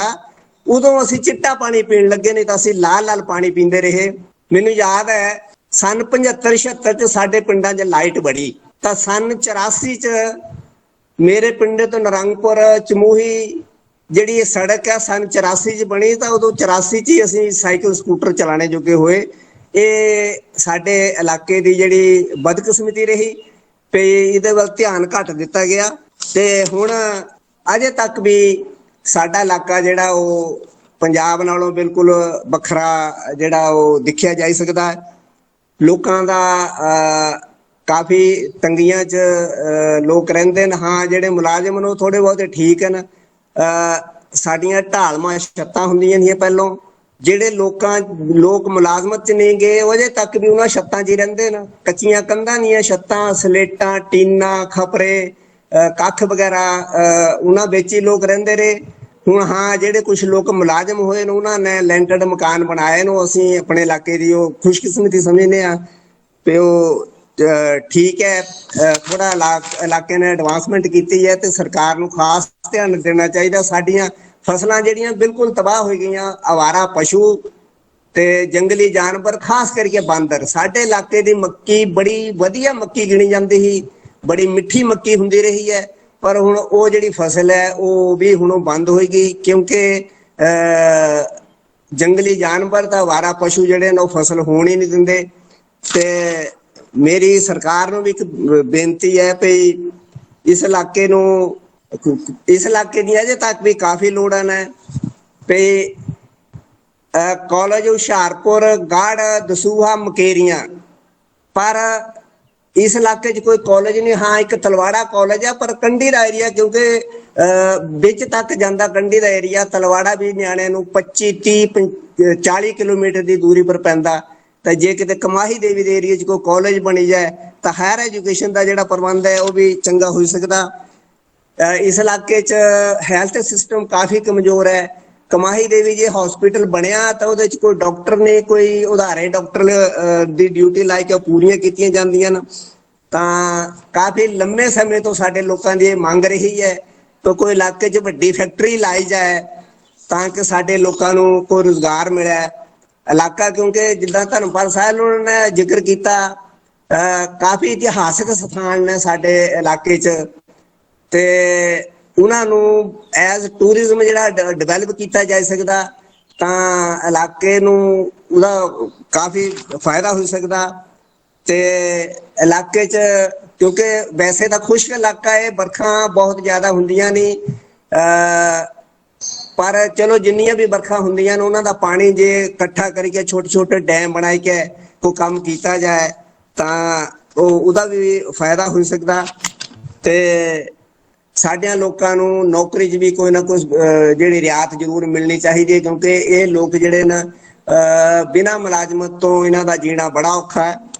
ਸੋ ਮੈਂ ਇੰਨੀਆਂ ਕੁ ਬੇਨਤੀਆਂ ਨਾਲ ਤੁਹਾਡੇ ਸਾਰਿਆਂ ਦਾ ਧੰਨਵਾਦੀ ਹਾਂ। ਮਿਹਰਬਾਨੀ ਜੀ। ਬਹੁਤ ਬਹੁਤ ਸ਼ੁਕਰੀਆ ਮਾਸਟਰ ਬਲਵੰਤ ਸਿੰਘ ਜੀ, ਜਿਨ੍ਹਾਂ ਨੇ ਕੰਢੀ ਦੀਆਂ ਜਿਹੜੀਆਂ ਵਿਸ਼ੇਸ਼ ਚੌਕੜਾਂ ਜੋ ਪੰਜਾਬ ਤੋਂ ਨਾਲੋਂ ਇੱਕ ਵੱਖਰੀਆਂ ਔਕੜਾਂ ਹੈ ਉਹਦਾ ਜ਼ਿਕਰ ਕੀਤਾ, ਜੋ ਲੰਬੇ ਸਮੇਂ ਤੋਂ ਜਿਹੜੇ ਇੱਥੋਂ ਦੇ ਲੋਕ ਆ ਹੰਢਾ ਰਹੇ ਨੇ। ਮੈਂ ਇੱਕ ਗੱਲ ਜਿਹੜੀ ਆਪਣੇ ਮਾਸਟਰ ਜੀ ਨੇ ਕੀਤੀ ਹੈ ਕਿ ਇੱਥੋਂ ਜਿਹੜਾ ਕਿਸਾਨ ਹੀ ਮਜ਼ਦੂਰ ਹੈ, ਮਜ਼ਦੂਰ ਹੀ ਕਿਸਾਨ ਹੈ। ਤੇ ਜਦੋਂ ਪੰਜਾਬ ਦੇ ਪੂਰੇ ਇਲਾਕੇ ਤੋਂ, ਪੂਰੇ ਵੱਖ-ਵੱਖ ਖੇਤਰਾਂ ਤੋਂ ਖਬਰਾਂ ਆਉਣੀਆਂ ਕਿਸਾਨ ਖੁਦਕਸ਼ੀਆਂ ਦੀਆਂ, ਪਰ ਕੰਢੀ ਤੋਂ ਅੱਜ ਤੱਕ ਕੋਈ ਖਬਰ ਅਜਿਹੀ ਨਹੀਂ ਕਿ ਇੱਥੋਂ ਦੇ ਕਿਸਾਨ ਨੇ ਤੰਗੀ ਤੁਰਸ਼ੀ ਦੇ ਵਿੱਚ ਖੁਦਕਸ਼ੀ ਕੀਤੀ ਹੋਵੇ, ਕਿਉਂਕਿ ਇਹ ਲੋਕ ਕਿਰਤੀ ਹੈ ਤੇ ਸਬਰ ਸੰਤੋਖ ਦੇ ਨਾਲ ਜੀਣ ਵਾਲੇ ਲੋਕ ਹੈ। ਇੱਥੋਂ ਦੇ ਜੇ ਮੈਨੂੰ ਲੱਗਦਾ ਕੋਈ ਇੱਕ ਵੀ ਖਬਰ ਜਿਹੜੀ ਹੈ ਇੱਥੋਂ ਦੀ ਖੁਦਕਸ਼ੀ ਦੀ ਨਹੀਂ। ਮੈਂ ਡਾਕਟਰ ਹਰਪ੍ਰੀਤ ਸਿੰਘ ਹੁਣਾਂ ਦੇ ਧਿਆਨ ਚ ਲਿਆਉਣਾ ਚਾਹੁੰਦਾ ਸੀ ਗੱਲ ਇਹ। ਹੁਣ ਮੈਂ ਪ੍ਰੋਗਰਾਮ ਸਾਡਾ ਉਚਾਈ ਵੱਲ ਵੱਧਦਾ ਜਾ ਰਿਹਾ।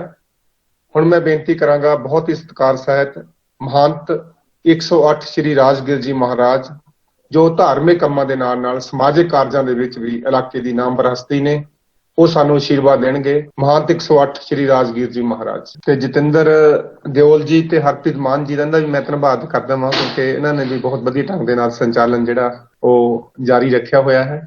ਤੇ ਮੇਰੇ ਖਿਆਲ ਜਿਹੜੀ ਅੱਜ ਮੀਟਿੰਗ ਸਾਡੀ ਚੱਲ ਰਹੀ ਸੀ ਉਹਦੇ ਵਿੱਚ ਪੂਰੀਆਂ ਜਿਹੜੀ ਕੰਢੀ ਦੀਆਂ ਸਮੱਸਿਆਵਾਂ, ਵਿਭਿੰਨਤਾ, ਮੌਕੜਾਂ, ਉੱਥੋਂ ਦੇ ਰਸਮ ਰਿਵਾਜ, ਰਹਿਣੀ ਬਹਿਣੀ ਬਾਰੇ ਪੂਰੀ ਗੱਲ ਨਹੀਂ ਕੀਤੀ ਜਾ ਸਕਦੀ। ਮੇਰੇ ਖਿਆਲ ਹੋਰ ਅਸੀਂ ਜੇ ਕਰੋਨਾ ਮਹਾਮਾਰੀ ਤੋਂ ਰਾਹਤ ਮਿਲਦੀ ਹੈ ਤਾਂ ਜਿਹੜੀ ਆਪਾਂ ਕਿਸੇ ਜ਼ਰੂਰ ਇਕੱਠੇ ਹੋਈਏ ਤੇ ਬਹੁਤ ਜਿਹੜਾ ਖਜ਼ਾਨਾ ਹੈ ਉਹ ਕੰਢੀ ਦਾ ਸਮੇਟਣ ਵਾਲਾ ਹੈ। ਮਹਾਰਾਜ ਜੀ ਆ ਗਏ। ਹਾਂਜੀ, ਜੈ ਸ਼੍ਰੀ ਰਾਮ ਜੀ। ਮੈਂ ਮਹੰਤ ਰਾਜਗੀਰ ਮਾਤਾ ਮੰਦਰ ਕਮਾਈ ਦੇਵੀ ਤੋਂ ਆਪ ਸਭ ਜੀ ਦਾ ਬਹੁਤ ਬਹੁਤ ਤਹਿ ਦਿਲੋਂ ਸ਼ੁਭਕਾਮਨਾਵਾਂ। ਪਰਮੇਸ਼ਵਰ ਕਿਰਪਾ ਕਰੇ ਕਿ ਆਪ ਜੀ ਦੀ ਸਦਾ ਤੰਦਰੁਸਤੀ ਔਰ ਖੁਸ਼ਹਾਲੀ ਬਣੀ ਰਵੇ। ਇਹ ਸਾਡਾ ਜਿਹੜਾ ਪੰਜਾਬੀ ਪਹਾੜੀ ਕੰਢੀ ਸੱਥ ਏਵਮ ਚੰਡੀਗੜ੍ਹ ਨੌਜਵਾਨ ਪੰਜਾਬੀ ਸੱਥ ਹੈਗਾ, ਇਹਨਾਂ ਦੇ ਉਪਰਾਲੇ ਦੇ ਨਾਲ ਮੈਂ ਸਮਝਦਾ ਕਿ ਸਾਡਾ ਜਿਹੜਾ ਇਹ ਕੰਢੀ ਇਲਾਕਾ ਹੈਗਾ ਇਹ ਪੂਰੀ ਦੁਨੀਆ ਦੇ ਵਿੱਚ ਜਾਣਿਆ ਜਾਏਗਾ। ਮੇਰਾ ਜਨਮ ਸਥਾਨ ਪਿੰਡ ਜੋ ਹੈ ਉਹ ਇੱਕ ਪਾਂਡਵਾਂ ਦੀ ਸ਼ੋਅ ਦੇ ਨਾਲ ਜੁੜਿਆ ਹੋਇਆ ਸ਼੍ਰੀ ਪੰਡਾਇਣ ਤਲਵਾੜੇ ਦੇ ਲਾਗੇ ਏਰੀਆ, ਔਰ ਮੈਂ ਆਪਣਾ ਸਾਰਾ ਜੀਵਨ ਜੋ ਹੈ ਇਹ ਮਾਤਾ ਕਮਾਈ ਦੇਵੀ ਦੇ ਮੰਦਿਰ ਦੇ ਵਿੱਚ ਹੀ ਆਪਣਾ ਚੱਲ ਰਿਹਾ ਹੈ। ਤੇ ਮੈਂ ਪੂਰਾ ਕੰਢੀ ਏਰੀਏ ਦਾ ਹੀ ਜੰਪਾਲ ਤੇ ਕੰਢੀ ਏਰੀਏ ਦੇ ਨਾਲ ਹੀ ਜੁੜਿਆ ਹੋਇਆ ਹੈ ਤੇ ਇਸ ਕਰਕੇ ਮੈਨੂੰ ਇਹ ਬਹੁਤ ਜ਼ਿਆਦਾ ਖੁਸ਼ੀ ਹੋਈ। ਮੈਂ ਪਹਿਲੀ ਵਾਰ ਕਿਸੇ ਪ੍ਰੋਗਰਾਮ ਨੂੰ ਅਟੈਂਡ ਕੀਤਾ ਇਸ ਦਾ, ਤੇ ਮੈਂ ਇਹ ਚਾਹੁੰਦਾ ਹਾਂ ਕਿ ਸਾਡਾ ਜੋ ਕੰਢੀ ਇਲਾਕਾ ਹੈਗਾ ਇਸ ਦੀ ਹਰ ਚੀਜ਼ ਨੂੰ ਤੁਸੀਂ ਬੜੇ ਨਜ਼ਦੀਕੀ ਨਾਲ ਛੂਹਿਆ ਹੈ। ਜਿਸ ਤਰ੍ਹਾਂ ਦੀ ਸਾਡੀ ਬਨਸਪਤੀ ਹੈ ਕਿ ਕਿਉਂਕਿ ਸਾਡੀ ਬਨਸਪਤੀ ਇਹ ਕੁਦਰਤੀ ਇੱਕ ਐਸੇ ਅਨਮੋਲ ਧਰੋਹਰ ਹੈ ਕਿ ਜਿਹੜੇ ਸਾਡੇ ਮਨ ਨੂੰ ਸ਼ਾਂਤੀ ਦਿੰਦੀ ਹੈ।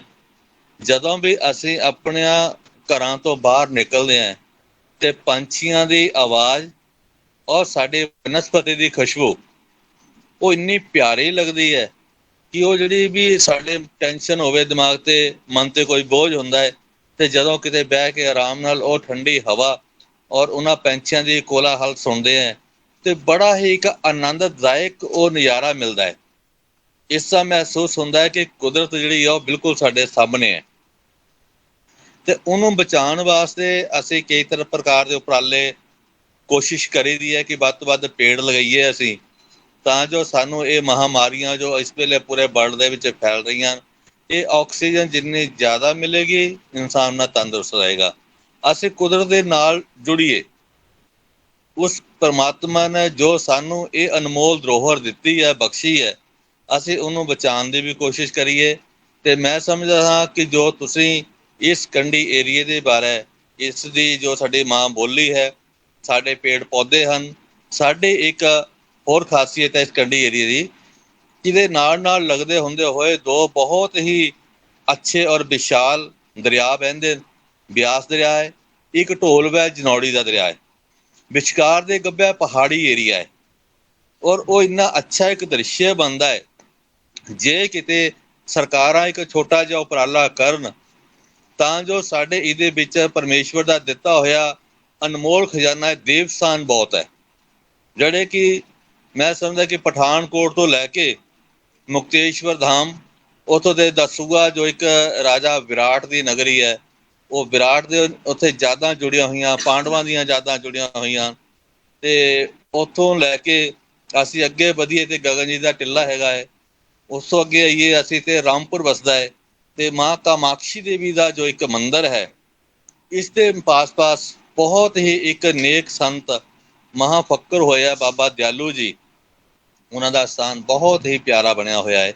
ਇੱਥੇ ਸੰਤਾਂ ਦਾ ਵੀ ਬੜਾ ਵੱਡਾ ਇੱਕ ਯੋਗਦਾਨ ਰਿਹਾ ਹੈ, ਜਿਨ੍ਹਾਂ ਨੇ ਸਾਡੇ ਇਲਾਕੇ ਨੂੰ ਕਾਫੀ ਦੇਣ ਦਿੱਤੀ। ਉਹਨਾਂ ਨੇ ਪੇੜ ਪੌਦੇ ਵੀ ਲਗਾਏ ਤੇ ਲੋਕਾਂ ਨੂੰ ਆਪਣੀ ਸੰਸਕ੍ਰਿਤੀ ਦੇ ਨਾਲ ਜੋੜਿਆ। ਅੱਜ ਵੀ ਸਾਡੇ ਇਲਾਕੇ ਦੇ ਵਿੱਚ ਉਹ ਸੰਤਾਂ ਦੇ ਅੰਦਰ ਇੱਕ ਜਜ਼ਬਾ ਹੈ। ਜਿਹੜੇ ਇੱਕ ਸੰਤ ਸਾਡੇ ਕੋਲ ਅੱਜ ਵੀ ਮੌਜੂਦ ਹਨ, ਜਿਹੜੇ 32 ਸਾਲ ਤੋਂ ਕਦੇ ਆਪਣੇ ਆਸ਼ਰਮ ਤੋਂ ਬਾਹਰ ਨਹੀਂ ਗਏ, ਉਹ ਕੇਵਲ ਨਾਮ ਸੁਮਰਨ ਹੀ ਕਰਦੇ ਹਨ ਤੇ ਉੱਥੇ ਬੈਠੇ ਬੈਠੇ ਹੀ ਲੋਕਾਂ ਨੂੰ ਪ੍ਰੇਰਣਾ ਦਿੰਦੇ ਰਹਿੰਦੇ ਹਨ ਕਿ ਤੁਸੀਂ ਪੇੜ ਲਗਾਓ, ਕੁਦਰਤ ਦੇ ਨਾਲ ਜੁੜੋ, ਜੋ ਕੁਦਰਤ ਨੇ ਸਾਨੂੰ ਬਖਸ਼ਿਆ ਉਸ ਦੀ ਅਸੀਂ ਕੇਅਰ ਕਰੀਏ, ਸੰਭਾਲੀਏ। ਹਾਂਜੀ, ਇਸ ਤਰ੍ਹਾਂ ਦੇ ਸੰਤ ਹੋਰ ਇੱਕ ਸਾਡੇ ਕੋਲ ਮੌਜੂਦ ਹਨ, ਜਿਹੜੇ ਅੱਜ ਵੀ ਆਹ ਜੇਠ ਮਹੀਨੇ ਦੀ ਇੰਨੀ ਭਿਅੰਕਰ ਗਰਮੀ ਪੈਂਦੇ ਹੋਣ ਦੇ ਬਾਵਜੂਦ ਉਹ ਇੱਕ ਹਠ ਯੋਗ ਕਰਦੇ ਹਨ ਕਿ ਗੋਬਰ ਦੀਆਂ ਪਾਥੀਆਂ ਦੇ ਨਾਲ ਆਪਣੇ ਧੂਣੇ ਤੱਪਦੇ ਨੇ।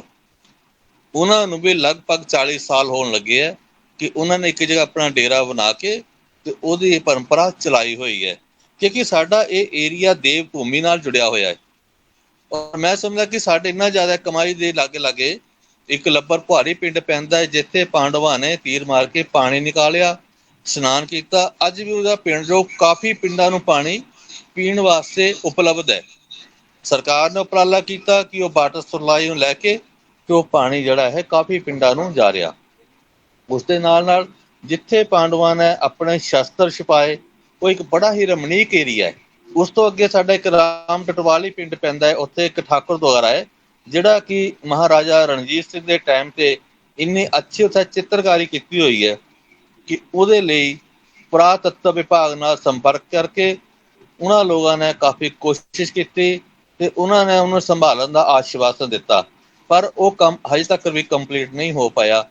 ਮੈਂ ਇਹ ਇੱਕ ਆਪ ਜੀ ਦੇ ਥਰੂ ਸਾਰਿਆਂ ਹੀ ਆਪਣੇ ਜੋ ਵੀ ਸਾਡੇ ਰਾਜ ਕਾਰਜ ਕਰਨ ਵਾਲੇ ਹਨ ਮੰਤਰੀ ਲੋਕ, ਉਹਨਾਂ ਤੱਕ ਕਿ ਥੋੜ੍ਹੀ ਜਿਹੀ ਆਪਣੀ ਰਿਕੁਐਸਟ ਕਰਨੀ ਚਾਹੁੰਦਾ ਸੀਗਾ ਕਿ ਉਹ ਅਗਰ ਸਾਡੇ ਇਸ ਏਰੀਏ ਨੂੰ ਟੂਰਿਜ਼ਮ ਏਰੀਏ ਨਾਲ ਜੋੜ ਦੇਣ ਤੇ ਇਹਦੇ ਜਿਹੜਾ ਵੀ ਸਾਡਾ ਇੱਕ ਕਲਚਰ ਹੈ ਉਹ ਸਾਰਾ ਲੋਕਾਂ ਤੱਕ, ਵਿਦੇਸ਼ਾਂ ਤੱਕ ਵੀ ਔਰ ਆਏਗੇ ਸਾਰੇ ਹੀ ਸਮਾਜ ਤੱਕ ਪਹੁੰਚੇਗਾ।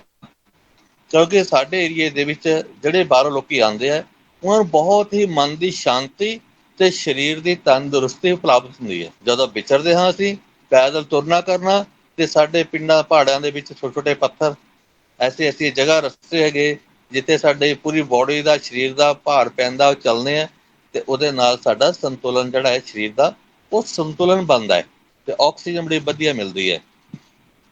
ਇਹ ਕਰਦੇ ਹੁੰਦੇ ਹੋਏ ਮੈਂ ਚਾਹਾਂਗਾ ਕਿ ਅਗਰ ਸਾਡੀਆਂ ਇਸ ਪਹਾੜੀ ਏਰੀਏ ਨੂੰ ਜਿਸ ਤਰ੍ਹਾਂ ਤੁਸੀਂ ਇਹ ਉਪਰਾਲਾ ਕੀਤਾ ਹੈ ਇਹਨਾਂ ਸਾਰੇ ਬਚਾਉਣ ਵਾਸਤੇ, ਤੇ ਇਹ ਦੇਵ ਸਥਾਨ ਜੋ ਹਨ, ਇਹਨਾਂ ਦੇਵ ਸਥਾਨਾਂ ਦੇ ਵੀ ਅੱਛੀ ਤਰ੍ਹਾਂ ਦੇਖ ਰੇਖ ਹੋ ਸਕੇਗੀ ਤੇ ਲੋਕਾਂ ਨੂੰ ਵੀ ਆਪਣੀ ਸੰਸਕ੍ਰਿਤੀ, ਆਪਣੀ ਪ੍ਰਕਿਰਤੀ ਦੋਨਾਂ ਚੀਜ਼ਾਂ ਨਾਲ ਅਸੀਂ ਜੋੜਿਆ ਜਾ ਸਕਦਾ ਹੈ।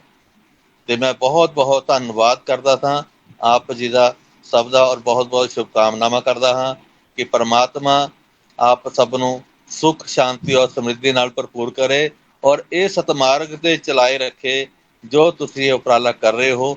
ਇਸ ਦੇ ਵਿੱਚ ਪਰਮੇਸ਼ਵਰ ਸਦਾ ਤੁਹਾਡੇ ਅੰਗ ਸੰਗ ਰਹੇ।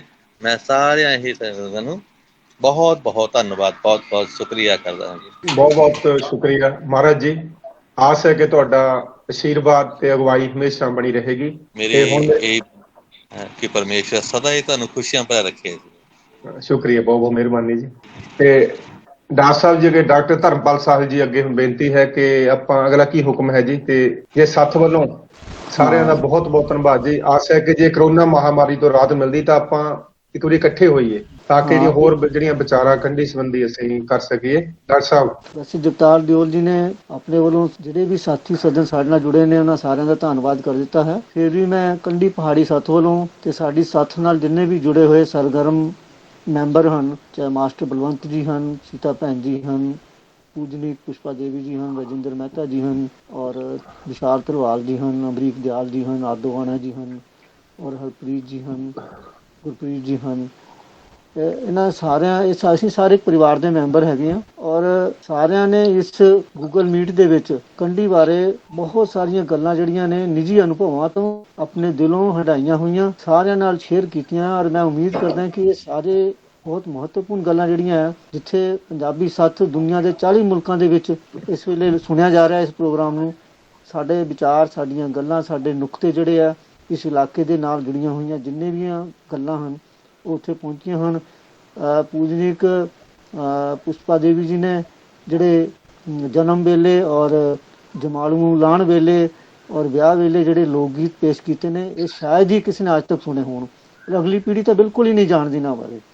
ਔਰ ਇਹਨਾਂ ਮੈਂ ਪਹਿਲਾਂ ਵੀ ਅਰਜ਼ ਕੀਤੀ ਕਿ ਮੈਂ ਇਹਨਾਂ ਤੋਂ ਇਹ ਖਜ਼ਾਨਾ ਪੁਸਤਕ ਦੇ ਰੂਪ ਵਿੱਚ ਸਾਂਭਣ ਦੀ ਕੋਸ਼ਿਸ਼ ਕੀਤੀ ਹੈ।